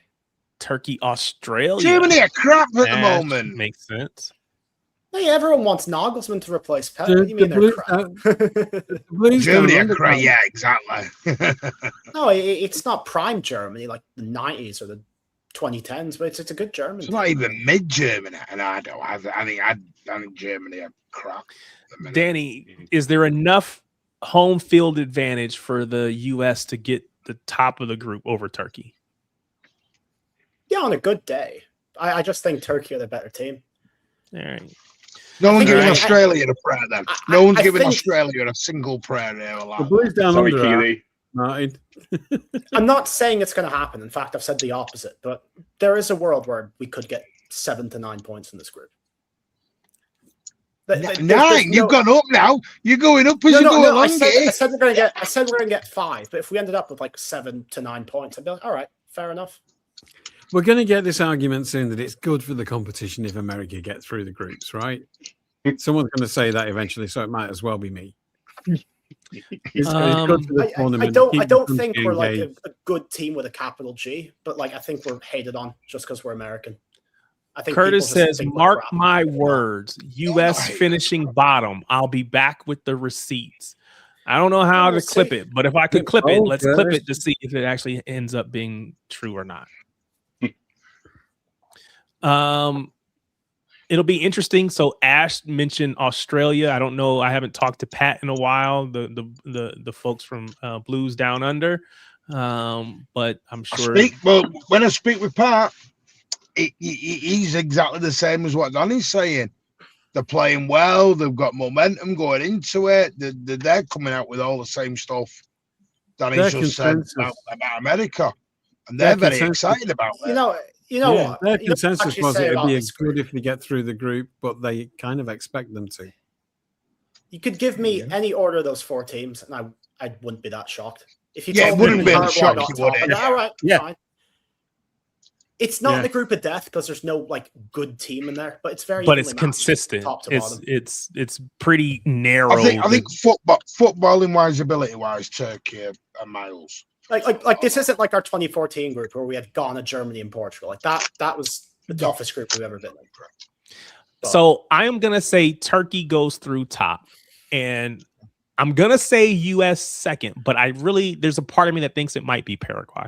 I don't know why, because I haven't really paid attention to him very much. I know Miggy Almiron. I can't really tell you too many other. I saw him on the picture. I'm like, I never knew he was Paraguay. Yeah, he's Paraguayan. Roque Santa Cruz still knocking around. Yes, I'm joking. I was joking about. Please tell me he's not. He is. He's still at Libertad, 41 years old, I think. Wow. He's not been picked for the World Cup, has he? I don't think so, no. I hope not. Bring it back. Bring it back. Roll it back. No, not with his knees. He had dodgy knees at City. Never mind anywhere else. I think Paraguay are like marginally like the worst team in that group for my money. But again, any order 1 through 4, I wouldn't be shocked. All right. Group E. Germany, Curacao. This is where I'm going to shock everyone.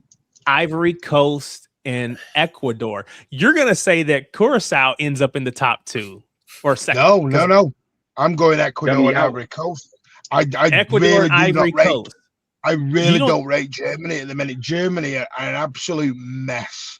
They've got a very good manager, but they have just not got the talent at the moment. They've not got the talent. You really think that Florian Wirtz, Jamal Musiala, Pavlovic, Kimmich. Hang on a minute.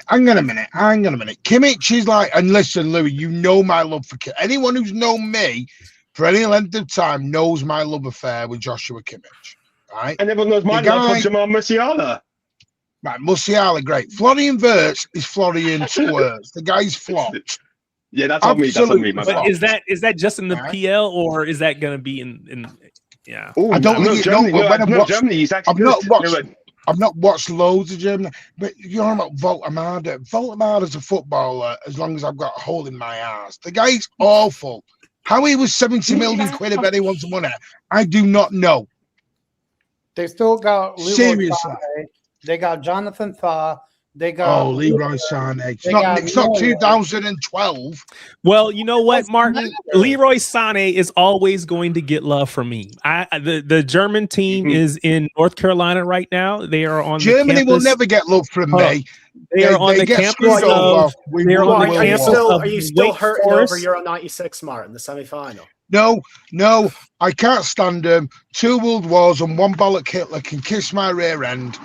That's where I stand with it. I will never. The German national team is camped out at Wake Forest University in Winston-Salem, North Carolina, and I have got spies around, and I've told them if they happen to see Sir Leroy Sané to go ahead and give me a signed jersey, something. I don't know. Just give me something, because again, I still have love for Leroy Sané. I just do. Good man. Tell me I shouldn't. Man. I don't know, but I do. I love the guy. He's a washed man, but he is my washed man. Exactly. I don't want Germany to score a goal. Thank you. I don't want Germany to score a goal.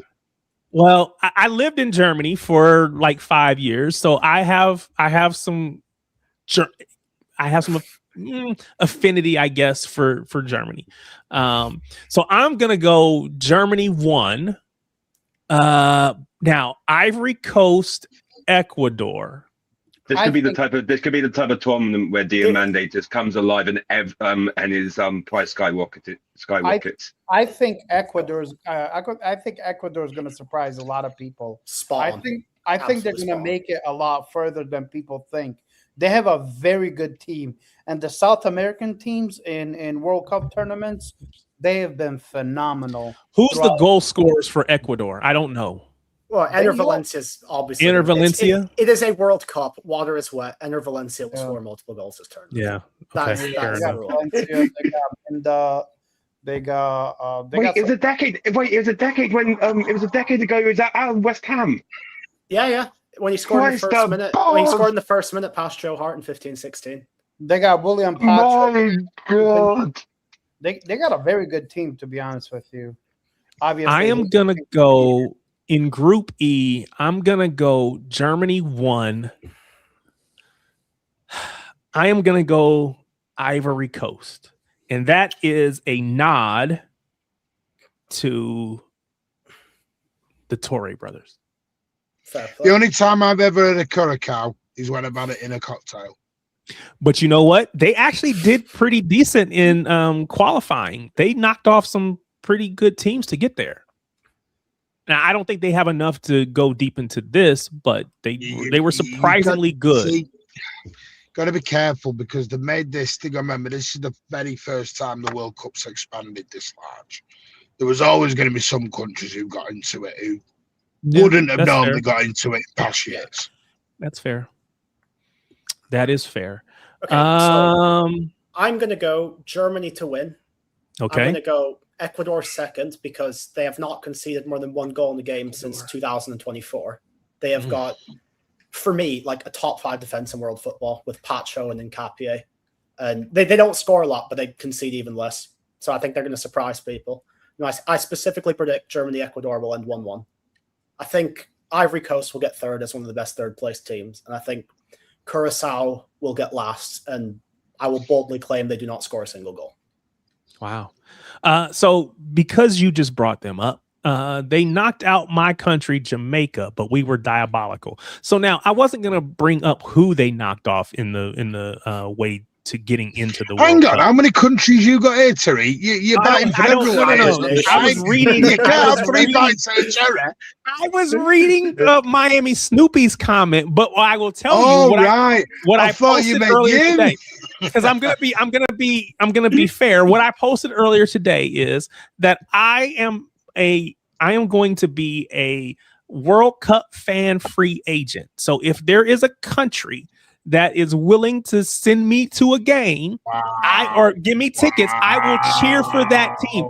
Listen, I was trying to stay out of the politics of it all, right? But Group G, Iran's fans haven't been given they're not getting their allocation. So if Iran wants me to go and cheer for them, I will go cheer for them. Just give me the tickets. Give me the tickets. What about your own country? What about your own damn country? Get in there and support them, you. I will root for them when they're playing because I should. but going on to Group F. Going on to Group F. You can't go on loan somewhere. You can't just go on loan to another country. I said I'm a free agent. This is America. We have free agency. He's asking, it's kind of like a Bossman. You can go on a Bossman, right? You can go on a free. It's kind of like I've got free agency. I'm turning me back on my own country. Bollocks here. I'm out of there, guys. Martin, he's asking. Well, let me just say this. The U.S. hasn't given me any tickets. So if Iran wants to give me tickets, I will go and I will cheer for them. And that's exactly how cheap you are. Hey, you have sold out. You have sold your soul. I'm not above it. I said I am a free agent. So am I. If Iran wants to send me tickets and flights, I'll see you there. I was gonna say I will go and cheer. I'm just being Iran honest. gives me a free flight. What are we doing here? No. I will be an Iran fan for 90 minutes exactly, or maybe with extra time, and then I won't be. But during that 90 minutes, they will have my. I will cheer loudly, and I will get behind them. Yes, and I will. Every City fan's going to get behind Uzbekistan when they're playing now. For the next I was going to say. So falls to England. So, do you find yourself watching and supporting the City players, or do you really truly do you separate it? Do you know why, Tariq? I want them all out in the tournament nice and early and go and have a nice holiday and go and enjoy themselves. So now you're selfish. I couldn't give a damn. This is the content you're that Luke selfish. And I are working on. The content that Luke and I are working on specifically is about City players in the tournament and the countries that they're with.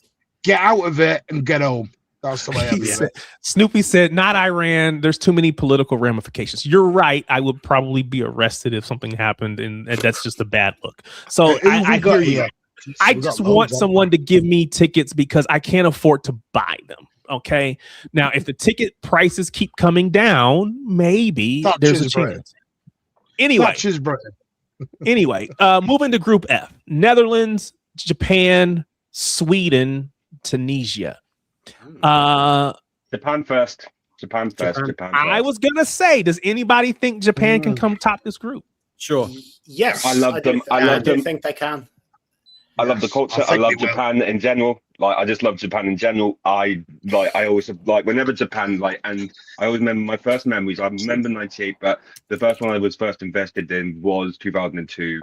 And because it's in Japan, I always loved that tournament. It's the best tournament ever. So yeah, Japan. Very controversial World Cup, but it was a good World Cup. Can I see everyone's passports? Seriously, can I see everyone's passports at this point? Because every bugger's gone to another country here. You gotta take a pick, Martin. You gotta pick. You gotta find a reason to pick who you want to pick. So who are you picking in Group F, Martin? I think Japan, Netherlands, Sweden, Tunisia. Yeah, I think most people, even in the chat, are saying Japan, Netherlands. I'm gonna say Netherlands top the group, but Japan is right there. Now that might end up being the other way around, but then again, I'd like him to come bottom so Reinders comes home early. So Japan have beaten some good teams. They beat Colombia 2 World Cups ago. They beat Spain. Yeah, I think Japan's a good team. Yeah, Magnus just pointed out the women's team is a good team as well. Yeah, the women's actually, Japan is not a bad country as far as football is concerned. They're both men and women are decent. But I'm gonna go Netherlands just because Nathan Ake, the Oranje, whatever they got to. I probably butchered that, but they got to get it together. So I'm gonna go Netherlands, Japan. Not with Koeman as manager, though. Oh, that is true. This is true. Koeman is a dumpster fire of a manager. Is nobody really hoping our players just get home and get safe and come and have a nice home? We all hope that. Well, that part makes sense. This is going to sound crazy. Take manager mode right now. I think the World Cup is the one footballing event that, for me, I just put City aside and I just want to enjoy the spectacle. I'll enjoy the spectacle. I'm going to be straight. I've said it for weeks. I'll watch it, but listen, like the 3 a.m. games we've got over there. Nah. Oh, come on, Martin. Do it for the content. Martin, there's going to be a World Cup game. We're not planning on doing loads of. Well, if we are, you won't see me in any of the World Cup content. Martin, I know you too well. There's going to be a World Cup game on at 3 a.m. You're going to be in a space talking about City's 5th bid for Anderson. Nope. Spaces are gone. We're doing YouTube shows now at 1 a.m. in the morning. You're going to be on a YouTube show talking about how City's 5th bid for Anderson has been rejected. There you go. Yeah, because that's during the World Cup, though, because I know everyone's awake, so I can get content out of it. All right, moving to Group G. We got Belgium, Egypt, Iran, New Zealand. I see a couple. Well, I see 1 Belgium, 2 Belgium, Egypts. Iran aren't going to go anywhere because of the situation. Okay, I have a. They may not have gone anywhere anyway, but they're definitely not going to go anywhere. I will say Sweden's attack is very slept on. They've got 2 very good strikers, and they could. Hang on, can I? Because they got Isak and Gyökeres as well. Gyökeres, that is true. They do have Graham Potter, who's just not a great manager. It would be like a boxer. You tell a boxer they have a puncher's chance, right? Sweden has a goal scorer's chance. Can I read you my Belgium preview? Because I've written previews for the teams that have City players in them, and I will treat you to some of them if you want them. And Belgium is let's hear Belgium. Yeah, go on. Okay, Belgium. Belgium are a side assembled from magnificent components that occasionally behave as though they were delivered by different postal systems and without any instructions. Their gaffer, Domenico Tedesco, has the face of a man attempting to synchronize a thunderstorm. Squad facts. The younger players are hopelessly addicted to dance trends and insist on teaching TikTok routines to exhausted veterans who ain't got time for that shit. They are the team most likely to perform the most dazzling act of football, as perfect as Freddie Mercury singing at Live Aid, but then fall off the stage at the end. So that's Belgium. I know who you're talking about, but you said their manager's name while he comes out of an English convenience store. You called him Tedesco. Do you want Egypt? This is the last one I do if you want Egypt. Go ahead, give me Egypt. Go on, Egypt. Egypt are a proud football nation that turns every attack into a cardiac event for its supporters and a tactical headache for everyone else. Their gaffer, Hossam Hassan, is a legendary national icon whose touchline fury is so intense that even substitutes seem afraid to fart. The squad facts. Marmouche has reportedly imported a love of rainy northwest English comfort food, causing dressing room tension over an aggressive demand for Hollands pies and Vimto. They are the team most likely to win a match with 1 chance and make the whole affair feel like it was fate with a whistle. So that's Egypt. Love it. I don't know if that's helped you think about them.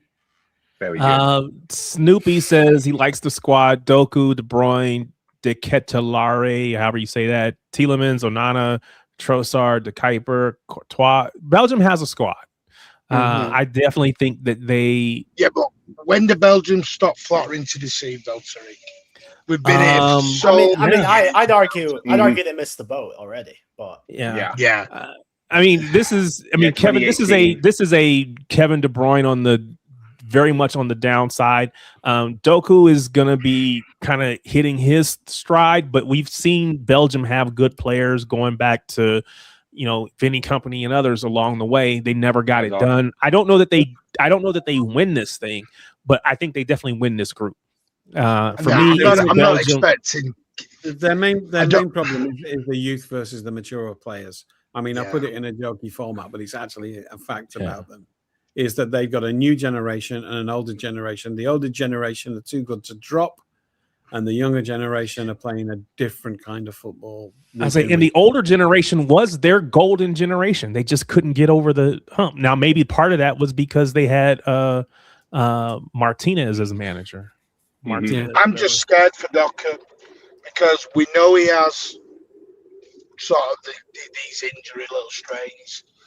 And with the heat and the amount of running he's going to do, because he's going to be the main focal of their attack, I just worry. And I can see Doku coming back with like a 7-8 week injury out of this, and it scares me. Don't bring it into existence, Martin. Come on. No, but you know what I mean, don't you, Danny? You know you can just see him running down a wing at some point and pulling, and I'm going to be like, yeah, here we go again. Well, and the games come pretty fast too, so it is a concern. I'm not going to sit here and pretend that it's not, because it is, but I just I'm going to assume no injuries. Is Charlie Kettle doing any good? Is this Charlie Kettle fella doing any good yet? I still can't say his name. That's why he's called Charlie Kettle. Ketelaere, whatever. Anyway, I don't know. Yeah, but Tariq, I've never been able to say it. Yeah, me neither. Magnus asked a question. Those pitches concern me for Doku and others. So what I will say in the lead up to the World Cup, some of the matches that have been taking place recently have been played at stadiums that aren't World Cup stadiums, right? And typically what you have seen, even in like a lot of the preseason summer series that have happened, is you'll see them put the grass on top of the artificial turf, because most of these NFL stadiums have artificial turf. They will lay some sod down on top. They'll do that, a couple weeks before and hope that it fits together well.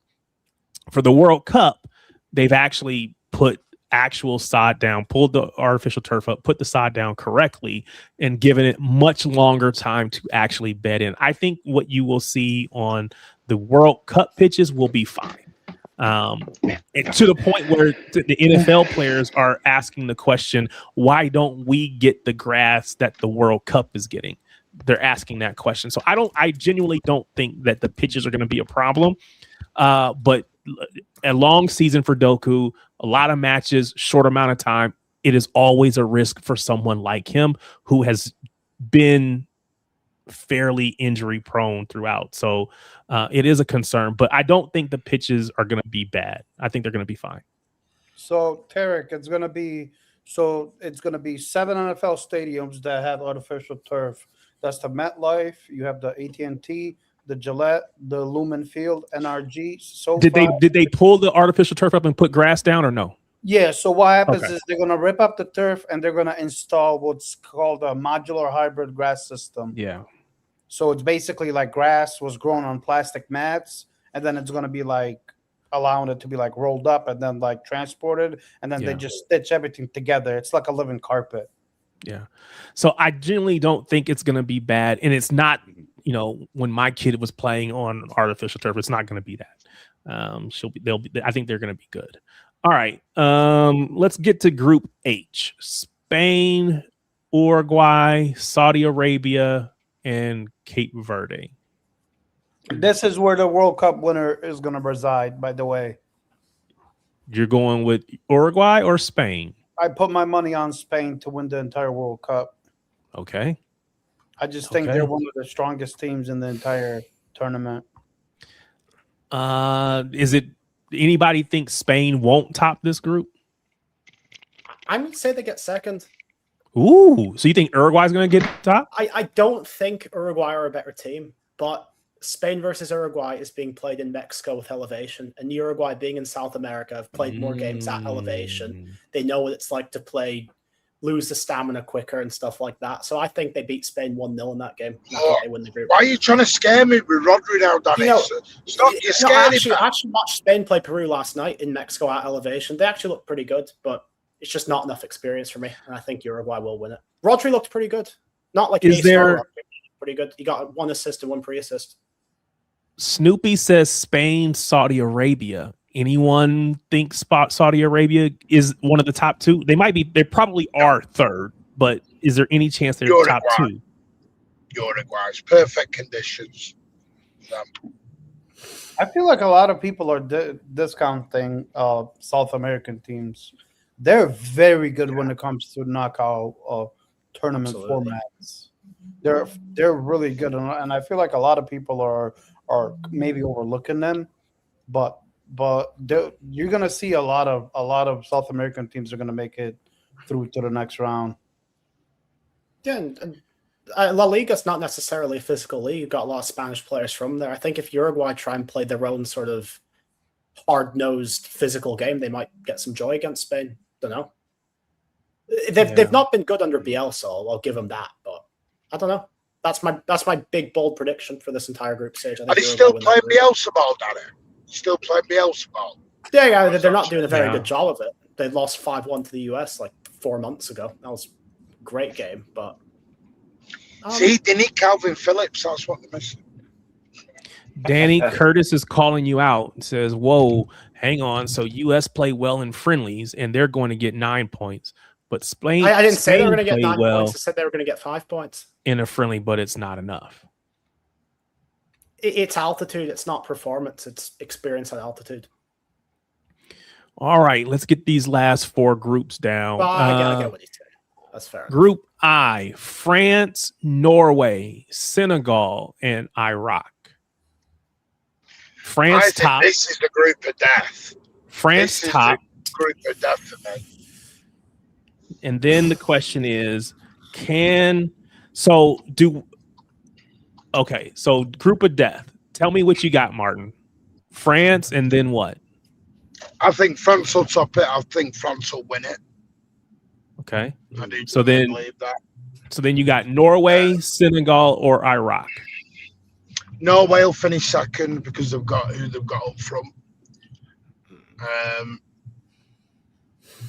So yeah, my top 2, France, Norway. Now, I will say there was a lot of discussion because Norway, Holland only touched the ball 4 times. Now, again, I don't care about that with City. So we'll see, but they got to get him the ball. Go ahead. Did he score though? Louis, I don't think this last match, it was like nothing. But again, no one's trying to get hurt. So I take it with a grain of salt. Louis, you were saying something. Keep an eye out for that winger Nusa. I think he's going to be because I remember, was it a year ago when Haaland scored that 5? Was it against Israel or whoever? Moldova, I think. Yeah, Nusa, in those games as well, he was really on the left wing. He was playing unbelievably well, and I think Oscar Bob or Odegaard, do either of them step up and support Haaland, or is he going to struggle? I'd say Odegaard will be Odegaard will be better than people think, and having I'm just looking forward to Norway actually being in a tournament for once, finally, because it's been so long for them. Yeah. Kathy points out we get a Shirky Holland matchup, which we also get a Mbappe Holland matchup. So, anybody think Senegal can be in that top 2? It's a toss-up between them and Norway. I think they're both very good in their own right. But I think over the last year or so, we've seen Norway finally play up to their talent level, beating Italy home and away. And I think they'll just about continue the momentum and get second. I also think on Noosa, I think he's a great shout to be this generation's Ochoa or Shaqiri, where people only talk about him during international breaks. I never see him mentioned anywhere else. No one in this chat or in this panel can name me a single goal he scored for Leipzig. But when he plays for Norway, he's the best winger on planet Earth. I never understand it. Tell me some Senegalese center backs. Does anybody know anybody? Koulibaly? I can't remember if Koulibaly got called. Old. Koulibaly didn't play against the US though, because I would have remembered him playing. He's old, probably washed up.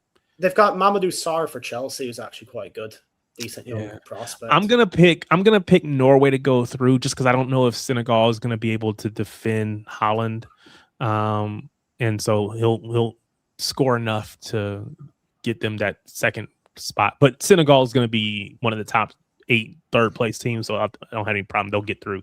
I agree. Group J: Argentina, Austria, Algeria, Jordan.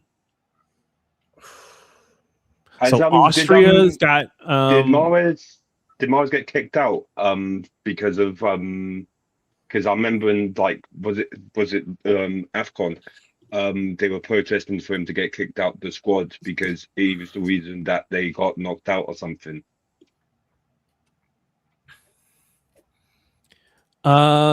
Kathy said I should support Senegal because their fans are banned. I know the Somalian fans look like they might have been banned, but I don't know about Senegal. But again, if someone wants to send me tickets, I will go and support their team. I'm not above it. I am shameless in that way. All right. So I'm going to go France, Norway here. Group J: Argentina, Austria, Algeria, Jordan. I don't know about what you were asking about Mahrez, but I am going to go Argentina, Algeria. And this is what I want, right? This probably Austria, maybe because they got what's his name? Xhaka. No, Xhaka's Swiss. Oh, yeah, I got that wrong. So yeah, no. Marco Arnautovic. Yeah. Oh, yeah, but Alaba's washed. Didn't they? Alaba's washed. Didn't they just recruit like Carney Chukwuemeka because he was actually born in Austria? I think that's like their wild card call up. They've got Sabitzer, they've got Paul Vanner, they've got a few decent players. I wouldn't sleep on them. I'm gonna go Algeria second. Yeah, just for I'm going Algeria. Algeria, but don't sleep on them. I think they're a third place team that will go through. Group K: Portugal, Colombia, Uzbekistan, and Congo. So Portugal top. Ooh. You sounded very convinced there. I'm not as convinced. I still think they will get top, but I think Colombia. Really? So you think Colombia's got a chance? Team. Yeah. Got a nice team. Richard Rios, Luis Diaz, Davinson Sanchez. Luis Diaz is a good shout. Who else are there? They've Mosquera's Spanish. I know he's half Colombian. Do we think Uzbekistan can be in the top 8 third place teams? Yes. No. I don't think so. Really? I mean, we listed off a couple good teams in these third places. Could you think Uzbekistan can be better? I guess it depends on their group. It just depends on how you perform in your group. Because like Sweden is probably a better third place team than Uzbekistan for sure. But if Netherlands and Japan beat them pretty solid, they may not show it. So it's kind of hard to say. I don't think they're the 8th best third place team, but they might have the 8th best record. We'll see. I'm going to go Portugal, Colombia. I don't think Uzbekistan gets in. And I think big up to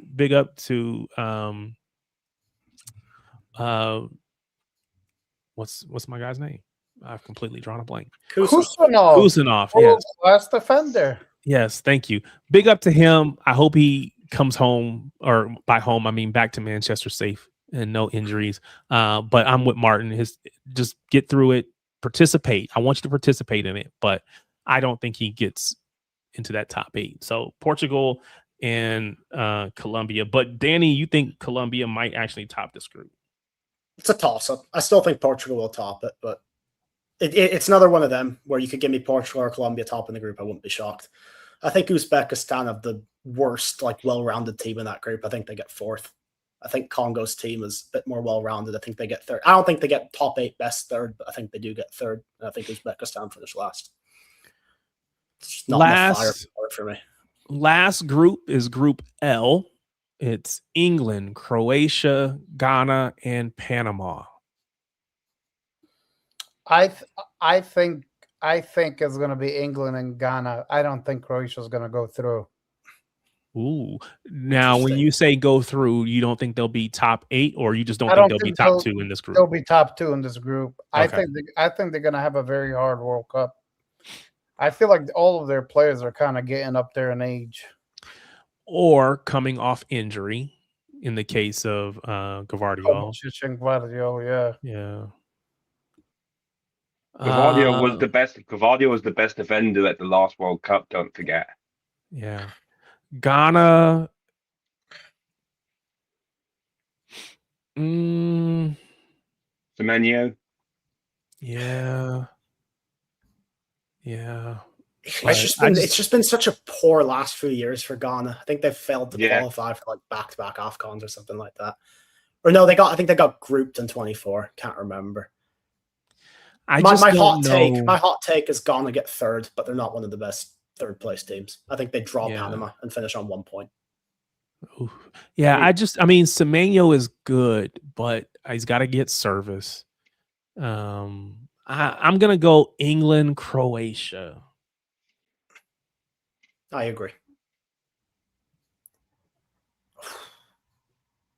Ooh.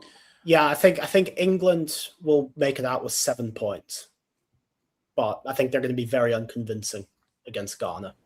I think they'll obliterate Panama. I do rate Panama. I think they've got a very good head coach, but I think they'll just have too much for them. 7 points for England. All right. So somebody asked the question. No, wait on. Who is your Golden Boot winner? Yeah. Ooh, Daniel, who do you think wins the Golden Boot? Can I give you 2? Okay. Kane or Mbappe for me, and that's just because they have not a very strong bottom of the group team. I think they're good shouts for scoring a hat-trick in the group and then just kicking on from there. If anyone's got any different opinions, I think it's going to be one of them too. Who wins the Golden Boot? What's the amount of goals typical to win a Golden Boot? It's like 8 or 9 goals. For I was going to say probably 8. 7, 8, yeah. See, Haaland's capable of that in their group alone, I think. Do you know what I mean? If Norway click, Haaland could come out of the group with 6 already. You know, I'll give you guys. And there are a lot more. And there are a lot more games as well. Sorry, Venom. But so I'll ask this question: if Haaland can get that many, does that mean Kylian Mbappe can get that many as well? Because you're banking on him scoring. No, you're right. You're right. But I'm saying that you've got to bring Haaland into this. It's not between Kane and Mbappe. And Mbappe is so temperamental. You just don't know which Mbappe is going to turn up. Well, France is. I think no way more reliant on Haaland than France are with Mbappe. Yeah, because France is going to share a lot of goals. They have very good wingers. Yeah. So they don't have to rely strictly on Mbappe. But I think my Golden Boot winner is going to be Lamine Yamal. I think he's absolutely going to turn up.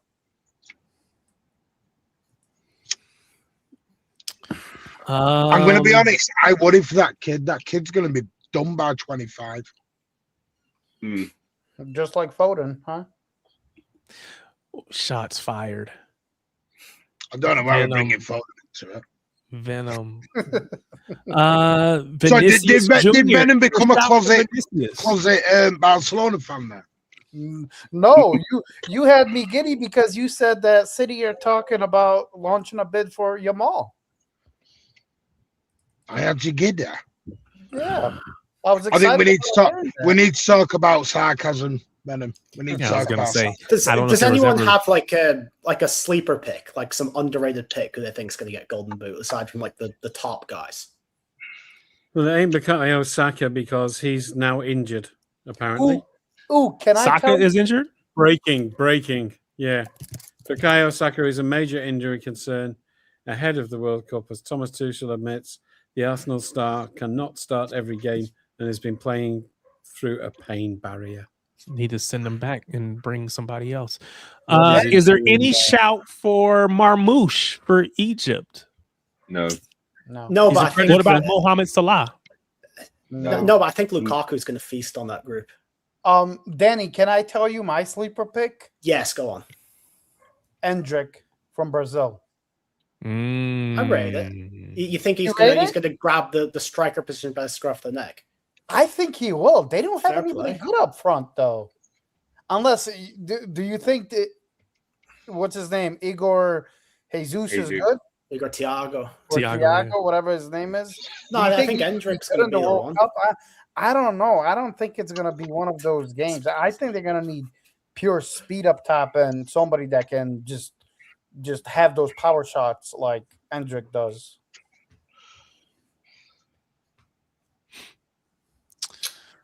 All right. For me, I think it is. I think Lamine Yamal is a good shout, but I am gonna go. So I want Haaland to win it, right? I want Haaland to win it, so I'm gonna go Haaland. That's what I want to see happen. But I think, I think Lamine Yamal is going to win it, so I'm just gonna say Lamine Yamal. Be done with it. I think he's gonna win it. So that is our predictions for the groups, and then of course from there you can keep moving and see how it comes out. Somebody said, anybody have Julian Alvarez? Oh yeah, that's a shout actually. Whoever Argentina striker is, whether it's him or Lautaro Martinez. Yeah, Martinez. It's not the strongest group top to bottom. I need to get this off my chest. How does Julian Alvarez get 150 million euro price tag stuck in his head when the guy can't get double digits of goals in La Liga? But I would take the 150 because you think about, we bought him for whatever we bought him for. We sold him for, I think it was 80. So then they can basically almost double their money and sell him for 150. That, to me, I just think you take the money and run. He wants to go. Just let the man go. I think it's just propaganda between Madrid and Barcelona. Correct. That's really what it is. I'm sorry, but I don't think that Madrid, he doesn't even fit their system. Where is he gonna play? You're gonna either have to sell Mbappe or Vinny, and you're not gonna do that. Yeah, it would be hard to. He's going to go to Barcelona, but yeah, he's going to end up at Barcelona. There's just a bunch of dick measuring going on between those teams, and they've got no money. Neither Barca or Real Madrid have any money. They've both got this liquidity crisis. I keep telling people about. I wonder if it is. I agree. How are they spending 75 million on Anthony Gordon then if they got no money? I don't know where the money's coming from, mate. Already. He's investigating, but it won't be because one of them is the king of Spain's favorite club. I believe Barca's back to their 1-to-1 ratio, but Madrid, like Trev said, I believe they have a very big liquidity problem. They don't have any money. What's his name? Raquel came out and he said himself that Madrid is broke. They have no money. They blew through 500 million plus. And yet he promised for Rodri and Erling Haaland. Yeah, and it makes no sense. And that's why we knew it wasn't serious. When I made the video about those claims last week, they did very well. Thank you to everyone who watched it. I also subsequently got interested in the Spanish economics media. I couldn't make a video out of it because it would be dry as but I did a deep dive into Real Madrid's finances because I had to work out why this guy was promising to raise 500 million by selling 5,000 fan-owned shares in Real Madrid, which is anathema to them. And there was a reason for doing it, and it's because Real Madrid are broke. They burned 700 million in 6 years, and they are now like their liquidity is about $3 million. It's not enough. They've still got the income to cover the wages. They're not paying off the debts. They've got a problem, and God knows where that money, the magic money tree, was going to be given a shake. And I reckon, Perez will probably put his hand in his pocket if his bluff is called. I think he's counting on his bluff not being called. Oh, yeah. And if it works out, Atletico have gone, no, it's 500 million. So he gets to say to the Real Madrid people who just elected him, I tried to get Julian Alvarez. I offered a ridiculous amount of money and they turned me down. He wins both ways. And he doesn't have to spend the money that he hasn't got. Exactly. All right. Let's move. Talking transfers. We're talking about Julian Alvarez. We're talking about what Barca and or the folks over at Real Madrid can do. There's discussion about £60 million for, well, I'm assuming it's pounds, but for Savinho coming from Tottenham. Martin, you got any updates for us? Tottenham haven't actually made an official offer yet. There is no official offer. They're talking. There is no official offer. We are right back to where we were 12 months ago. A lot of dick measuring, a lot of chest movement, and not a lot of bidding.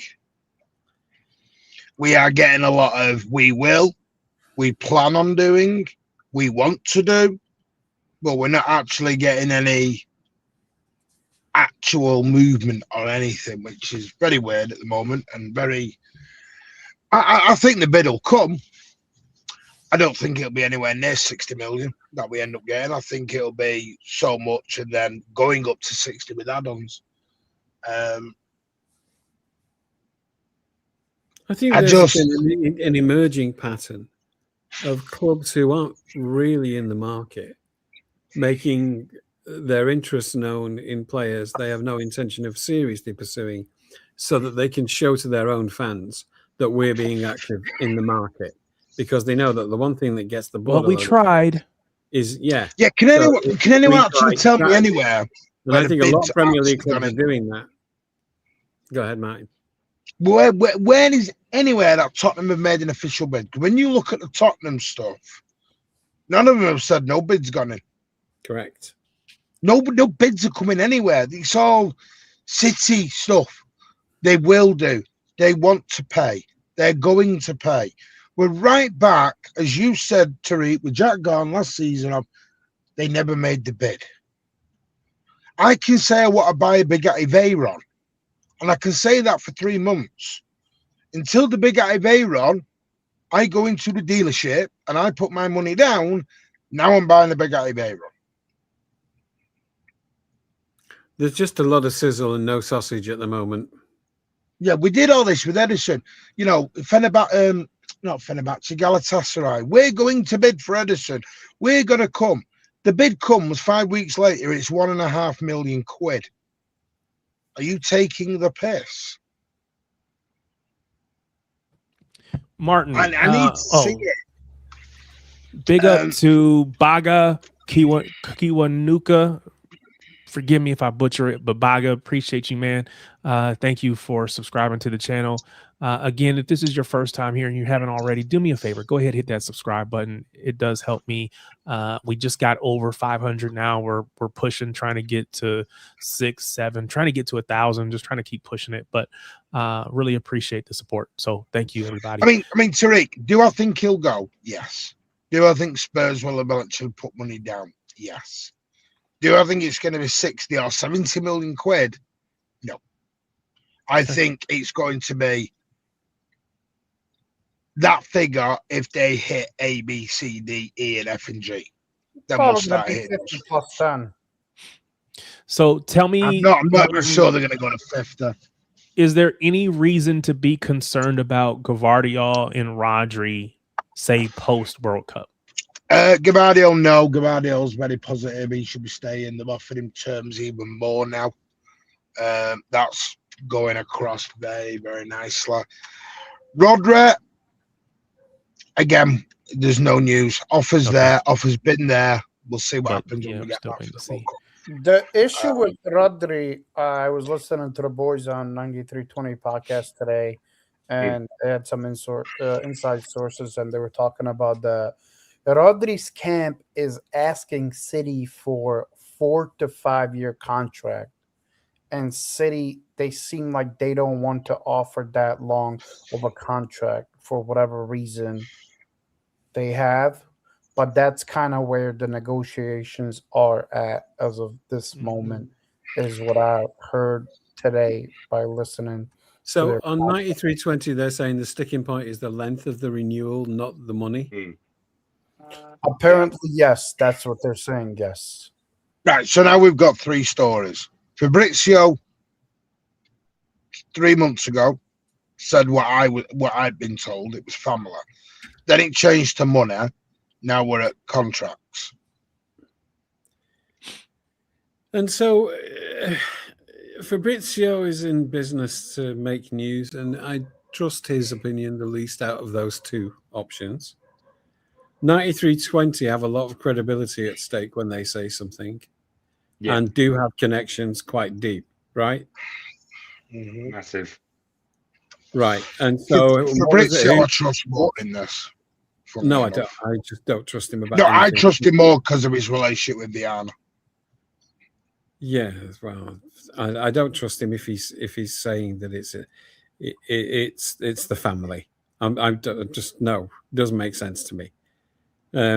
He's got 2 or 3 years left to play, and then the family can hang on for that long while he's at the top of his game. It doesn't ring true to me. The second option was from who? Where it was about money. What were the sources where it was about money? That was Fabrizio again. That was Fabrizio again. Okay, and 9320 are saying it's neither of those things. It's about the length of the contract. He wants 4 years, and the club want to give him 2 + 1 maybe. That sounds credible to me, and the source is more credible than Fabrizio. I'm only saying, Trev, because Viana and Fabrizio have the same agent. There's no coincidence in that. Yeah. Viana speaks to Fabrizio. Well, but Viana is not really telling the truth more often than not, is he? No, and if he's telling him the truth, he needs to be out of our. Viana's the one negotiating with Rodri. Yeah, but if Viana's feeding shit to Fabrizio to make his case, then no, he always has. He always has from the minute he come in, Trev. Yeah, I think because that was some Simon Wojciechowski, Jack Garnett said. Yeah, because if you remember, Fabrizio got very little news out of Chica. Omar Barada used Ornstein. He was very close to Ornstein. So Barada was very, very good with him. Fabrizio never had no links anywhere because, again, City couldn't stand him. And he was using Jack Garnett, Simon Wojciechowski. Sam Lee was a big thing for Chica. Then when Viana came in, because I won't say who, I've been told this direct, the local journals got a lot less information, and Fabrizio suddenly got a lot of the information. That was through the Viana link. Viana was posting, I don't know whether it was through his agent or through Viana, it was going more into Fabrizio, because Fabrizio had more City news than he'd ever had before. If I had time, I'd do a check since Viana was appointed, how accurate Romano has been about the stuff he's putting out. I'd just like to know. Well, it was bang on behind us. Time to do it, but if I had limitless time, I'd spend a day cross-referencing everything that Romano's put out about Man City since Viana took over, because then we would have a reasonable picture about whether what's being alleged is true, that Viana feeds him information, because he would have 100% record. What about feeding him information? The thing with Viana and Fabrizio is that Viana tells Fabrizio what he wants to be on the media. That doesn't mean that it is true. No, but there would be. What about Marco Palestri? I've heard his name as a right back option. anything that you've heard in that vein, Martin? Or do you still think it's probably a Javaro Reed? Nope. They like him, but it seems Pedro Porro has gone to the top. And while they are discussing with Semenyo, Pedro Porro is the guy who keeps getting talked about. Maybe going the other way. Keen. Well, be separate deal. I don't know why, but Porro seems to have gone top of the list. Is there any opportunity? Well, is there any concern? Well, not concern, but for me, in my head at least, Pedro Porro was originally with City. He spent time on loan. Will he count as a City? So, like when you think about Champions League, will he count as City homegrown? Yeah, from a City standpoint, because I know Champions League, you have to have people that have come through your club. He's not homegrown. No, he's not homegrown. He's Spanish. He's not homegrown. He's not homegrown. He didn't spend enough time in the academy to class as homegrown. But is he homegrown for UEFA? Because the rules that's what I want to know. No. Like for Champions League, that's what I was concerned about. He didn't spend long enough in our academy to be classed as that. Not even academy trained. No, because we bought him. Which player is this? Pedro Porro. We bought him from somewhere, and I can't remember where we bought him from. But there is another one. There is another one that we were allegedly interested in that definitely does because of academy training. Are you sure that's not Porro? Because someone put on quite a lengthy thing about it, about why he qualifies, and I think but it might not be Porro. Who else have we been linked with? That was our academy. Morgan Rogers. No, Morgan Rogers is academy trained. No, it's somebody who came from abroad to our academy and then signed his first professional contract with City, and therefore qualifies by being an academy player. That's why I was wondering about Pedro Porro, just because I wasn't sure. Brahim Diaz. Elise, perhaps? Elise, Brahim Diaz. No. It's one of the ones we've been associated with recently. He may well be Porro. We need to check that. Jan Couto? No, not Couto. I haven't heard that name in a while, but yeah. Anyway, so I saw today that Divine Mikasa signed his long-term deal, securing his time at the club until 2030. So he's got a 4-year contract effectively. What do you? So then I saw someone say, "Well, we do this. We give extensions to people and then we send them on." When you think about Rico Lewis, got an extension, probably going to be moved on. You think about Oscar Bob, got an extension, got moved on. Do we think that this actually secures him at the club, or is this just a way for us to make sure we get money for him down the road? And again, we don't know. This is not guaranteed. I would like him to be used as the Haaland backup, if I'm honest with you, but because I don't think he'd moan about a lot of minutes.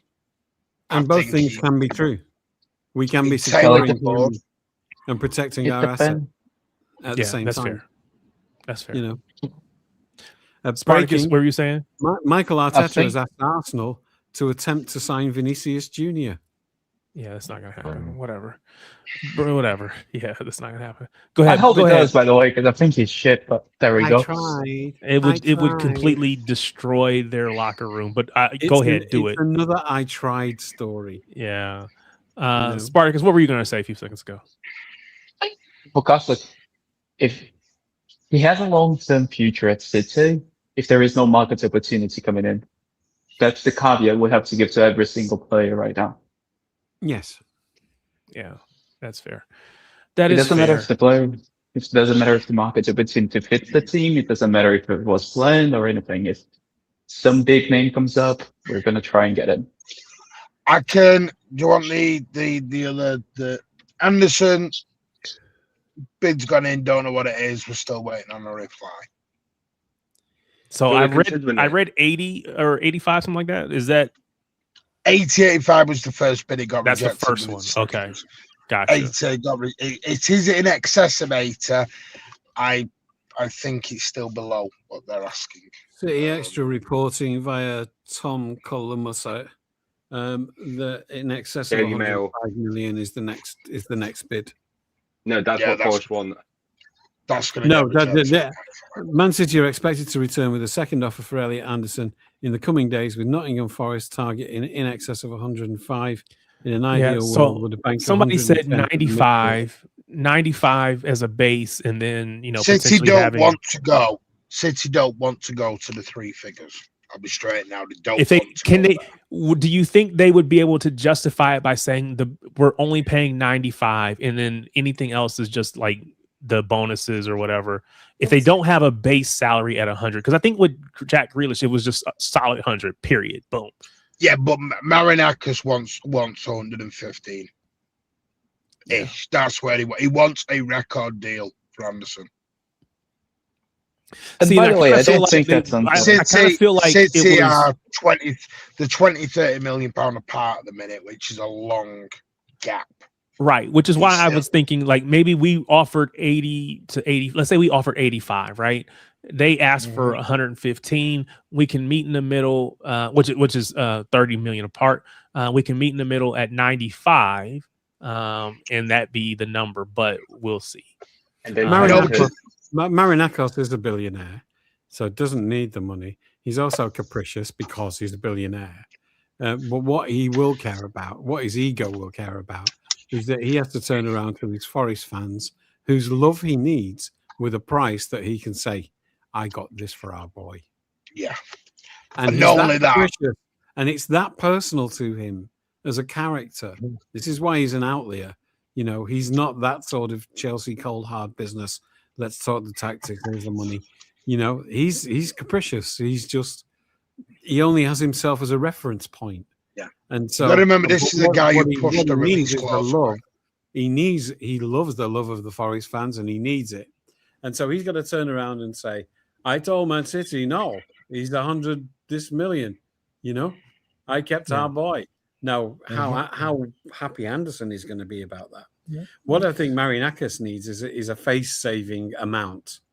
That's what we're negotiating. We're not negotiating with the value of the player as an abstract. We're negotiating with a capricious millionaire who needs to turn around to his fans and say, I got this amount. That's what's in his head. We're not dealing with a rational businessman here. Fortunately for us, our board are brilliant at dealing with people like that because they got hundreds of billions more than they have. They are the biggest dicks in any room. And Marinakis is just an ordinary run-of-the-mill billionaire. The trouble is, Anderson's not pushing this either. Anderson is not pushing it. He's still got a long time of his contract. He's not going to rock the boat. Listen, Gibbs White rocked. You got to look at this. Gibbs White rocked the boat last year. Did it help him? Did it get him out? No, it didn't. And that was with a release clause. So where is it? Being people that like to say there's no smoke without fire, which I have never liked, but a lot of people like to say it in these kind of conversations. Where is all the noise that Anderson wants to come to City coming from? If there's no smoke without fire. No, he does want to come, but he's not going to push it, is what I mean. He's not pushing the boat on it.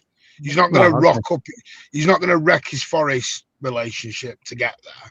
Well, Martin, if you also have noticed, how come there's no bids being mentioned between City and Forest at all? So more than likely, no, there is bids. I'm just saying, it's not being. There's nothing being mentioned like in the media, like fully, like everybody's. No, it has Venom.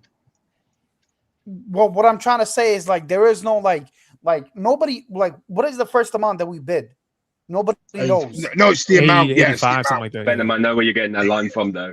I know where you're getting that line from. I'll carry on with it. It's basically what Venom's trying to say is the fact that it's very because Marinakis, to Trev's point, Marinakis could easily at the same time put it out there that we put an 85 million pound bid in and go Billy Balls and go, look, we've rejected City for this. He hasn't. We're still talking to them, and so basically he wants to get a deal done, and being with someone like Khaldoon in the room with him him personally saying he's extending his hand and saying, "I want to do a deal with you," and that for Marinakis is like an honor to him. Exactly. So it weighs more. But hang on. We're presuming Khaldoon's doing this. You're gonna take Ornstein. So you're gonna ignore Ornstein then, because Ornstein. No, Louis. What I'm saying is, what's Viana's job then? If Khaldoon is suddenly stepping into every single deal we're now offering, no, Martin. And he's never really done that before. This might be one where Khaldoon says, "I know these people. I know what they're like. I'm getting involved in this one. The rest are yours, but this is a different one. It's a special one." Hang on. So he's got involved in Bunny Shaw. Right. He's kind of now getting involved with Savio. He's getting involved with Anderson. He's getting involved in a lot of the deals here. No, I'm not hearing him getting involved in anything other than Bunny Shaw and probably this deal. I didn't hear any news about him being involved in anything else. No. Trev, the point is, I never heard this with Cheeky. Yeah, well, he's not cheeky in any. He just did his job much more. I know, quietly. but that's what I'm saying. This is what I'm saying. Why is that going on? I would trust Cheeky going into a room with Marinakis just based on the suits that Cheeky wore. I would not trust Viana going into. Right, then I'm sorry. Then I'm wondering why Viana's in the job then. Because not every owner is Marinakis. This is a unique case. Exactly, and you also Viana is just not that good at his job as well. So when we go to Tonali, because we're dealing with Saudi trillionaires, we bring Khaldoon into that one as well. Then no, we're not say yes that, because Martin. he's a Saudi trillionaire. What we're I saying, don't know what Viana's doing in the job now. Then he's dealing with other people who aren't that. Tonali's more of a market opportunity, to be honest, though. I mean, we're gonna need somebody if we don't get Elliot Anderson, we're gonna need someone. So maybe if you said we were gonna get Tonali and Elliot Anderson, maybe it becomes a market opportunity in that standpoint. But I feel like we have to do something. We are, but Tonali is just not an Elliot Anderson replacement, though. Yeah, they're not the same player at all. I agree with that. Because So talking about Viana doing his job, shifting gears, Man City will receive an initial 5.5 million euros from Jemai Simpson-Pusey's move to FC Köln, while add-ons could take the final total to 7.5 million euros. Man City have also inserted a buyback clause and matching rights. Does anyone believe there's any shot of Simpson-Pusey coming back?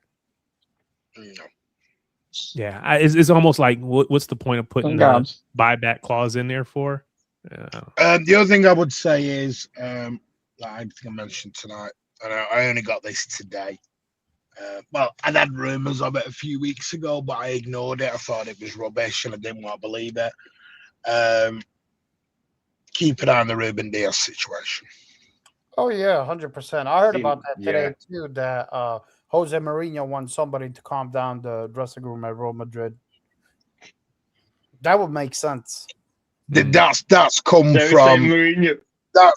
That's come from someone very credible about Ruben Dias. It was said in a group chat to me, someone else today.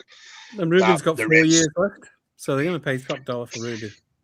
Yeah, it's more, Diaz is asking questions on game time. Record fee for a centre back has to be for Diaz. I know P won't like this, but a 29-year-old international who's been the number one, signed a brand new deal last year, doesn't want to be playing bit part into the situation. He thinks he's in the pomp of his career, which I would agree with at 29. I think he is in the pomp of his career and he should be playing. And if he's not playing, he's got a question to ask. Do you think, Martin, that so? I guess my question would be, everybody should have to compete for their spot. Well, that's not a question. That's a statement, I guess. Everybody should have to compete for their spot. I don't think that he's different. Do you think that he's trying to, I need a guarantee where I don't have to compete, or I just want to make sure that I can compete and get given a fair shot? Because if you don't want to compete, then you don't belong here. Well, no one is guaranteed anything. He's also got credit in the bank though. That he changed our defense completely when he joined. Got like part of like and one of the all like of that mainstays. is great. All of that is great, but again, you're in a squad that has what it has in it. To assume that you don't have to compete with everybody else and earn your spot, to me would be, if you came to me and said that, I just go ahead and go, because does Erling Haaland have to earn his spot? Yeah, and there's no one in our club that is a better at what he does than him. So yeah, but it's not a competition. Would Rodri earn his spot? So I have been one of those people that have advocated for more of Nico G, or especially when Rodri first came back. I do think that Rodri, again, this is maybe me being, I don't want to say naive, but there's a word I'm looking for that's not coming to my head right immediately. I believe everybody should have to compete. I believe everybody should be on equal playing field. And I believe that some players are good enough that they're just going to win their spot. It is what it is. I believe Haaland's just going to win his spot because we don't have anybody that's competing with him in that position. But I think that we do have competition for Ruben Diaz. Doesn't mean that they're better, but there is competition and he should have to compete. Just like there is competition for our winger spots. So in the case of Savio hasn't been able to dethrone Doku this season, but last season he was probably better. Right, okay, right. So you just said it then. You just said then Savio couldn't compete with Doku. Savio is now heading out the door. I'm sorry, I'm going to say this, but I'm going to be very blunt. This idea of everyone gets a turn, it's sports day at the local school. So this is professional. That's not what football. I'm saying, though. But that's not what I'm saying. I'm not suggesting that everybody has to. Well, and that part is fair, and that's what I'm saying, and that's what I'm asking. Because if Ruben Diaz is saying, "Hey, I don't think that I can consistently earn a spot, and I would like to go," okay, I understand. Go for the sake of your career. You got to go. If he's saying that I believe that I should just, I've done all these things for the club, I should absolutely be guaranteed a spot at as one of the center backs. I don't think that's fair.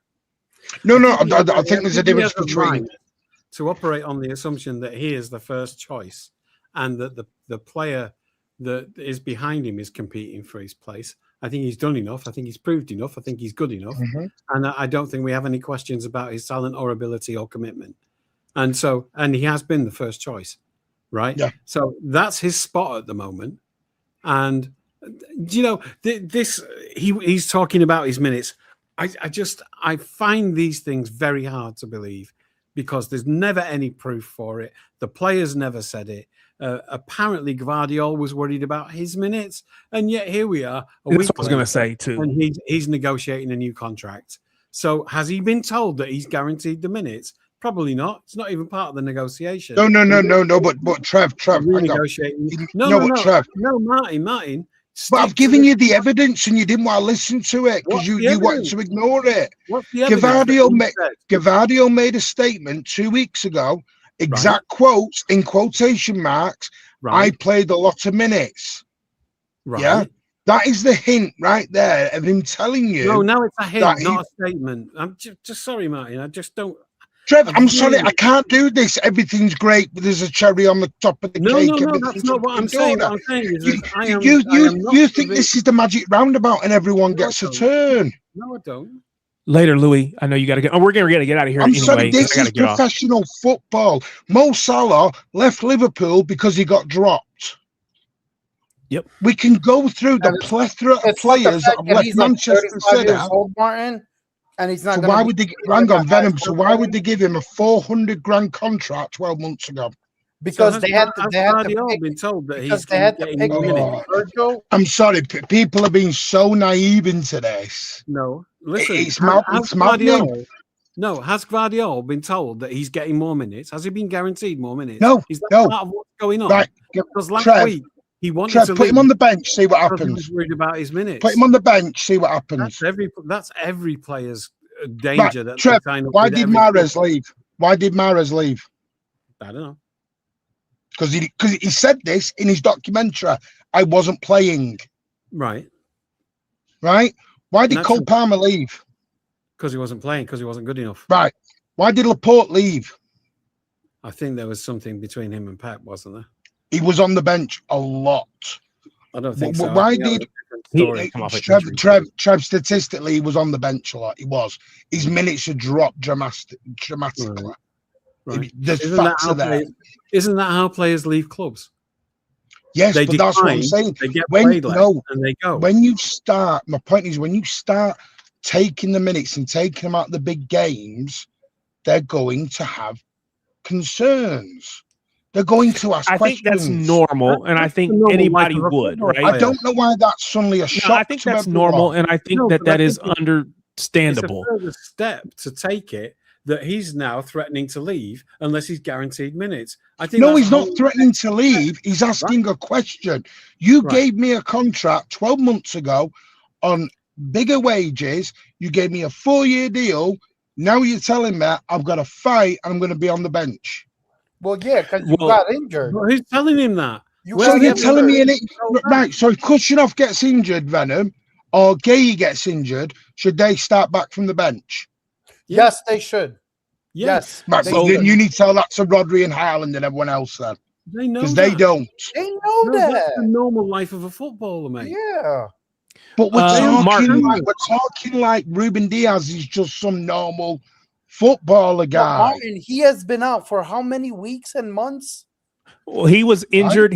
When he got healthy, he didn't come back into the team. I think he was healthy. Let me just say it that way. He didn't come back into the team. Pep rode with what he had, and I think that probably does make a player question. Wait a minute. Thank you. Am I going to get a chance? You got to ask the question. Am I going to get a chance? And I think the answer should be you're absolutely going to get a chance. I can't guarantee you minutes, which is what Pep would have said to anybody. I cannot guarantee you minutes. If you want guarantee minutes, you need to leave. But what I can guarantee you is you will get a chance. You will get an opportunity, and what you do with it is entirely up to you. And that's grown-up football. Yeah, that's adult football. Yeah, we're going to get out of here, but I do want to give Luke, who came on earlier. So big up for coming on. I appreciate it. Again, if you haven't already subscribed to his channel, go out to Not In My Lifetime and support him. But he's got a question for you, Martin, and we're going to end it on this. Is Mukasa going out on loan, or is he part of the first team plans? I don't know. The only ones I've heard of is Echeverri is probably going to be sold back to. Echeverri wants to go home. That looks things. Such a shame because we got excited about him a lot.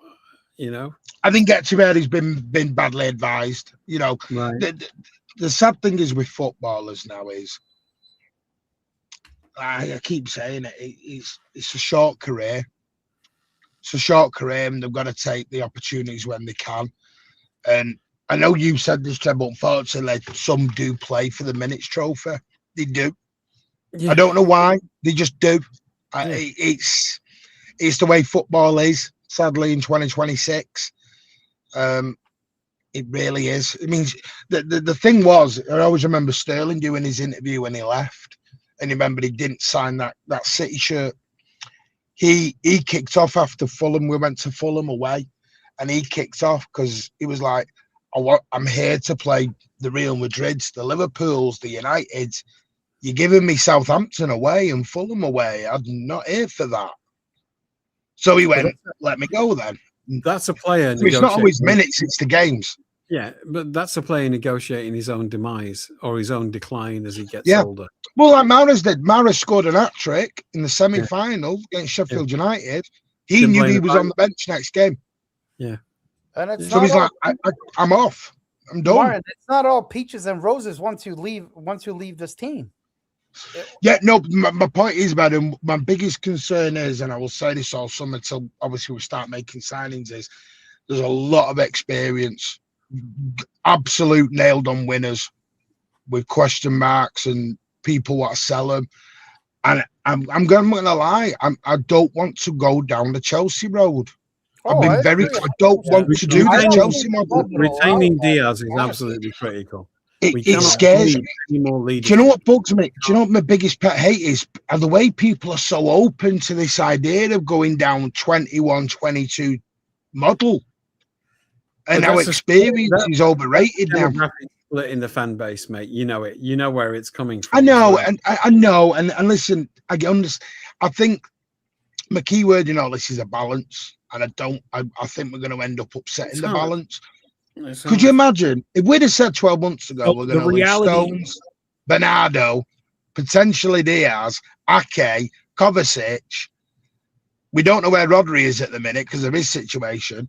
You'd have called me batshit crazy if I said all that was going out the door. Well, I think we should have expected some of it to some degree, because you don't lose the best manager in the world and there's not some amount of disruption. We have to be, I mean, this is just me talking, right? We have to be, we can't be so naive to think that players weren't going to want to leave if Pep left. That was always a potential reality. And I think that, we don't know what it's going to look like. We still don't even have Maresca officially announced yet. So we don't know what it's going to look like. People are questioning what the future holds for them. I think that's normal. And I think that, we're going to see, hopefully pretty quickly, once Maresca gets in, what's all going to happen. But we're going to get out of here. I certainly appreciate everyone. Last thing, sorry, I know you jump in. That's getting closer. It's looking like we are going to have to pay Chelsea some money. Fair enough. Hopefully it's not too much. Hopefully it's not too much and we move on. At this point, I just want to get the guy in so he can start doing his job. I know he's doing some stuff behind the scenes already anyway. Yeah, he's actually working. That's the mad thing. He's actually working at the moment. And he's not even the actual manager. Don't kill Bowley. Yeah, he's actually working. That's another charge we'll get off the Premier League soon. That a manager's doing work while he's not in the job. They're gonna hit him in the head for probably anywhere from 1 to 5 million. But anyway, again, I certainly do appreciate all of you that have been here, and you are here every single week. I appreciate you. Thank you so much. Again, do me a favor on your way out, hit that like button, hit the subscribe button if you haven't already. And I look forward to having you back here again next Tuesday for another edition of Talk Back Tuesday. Thank you so much, and we'll talk to you again real soon. Thank you, everyone. Bye.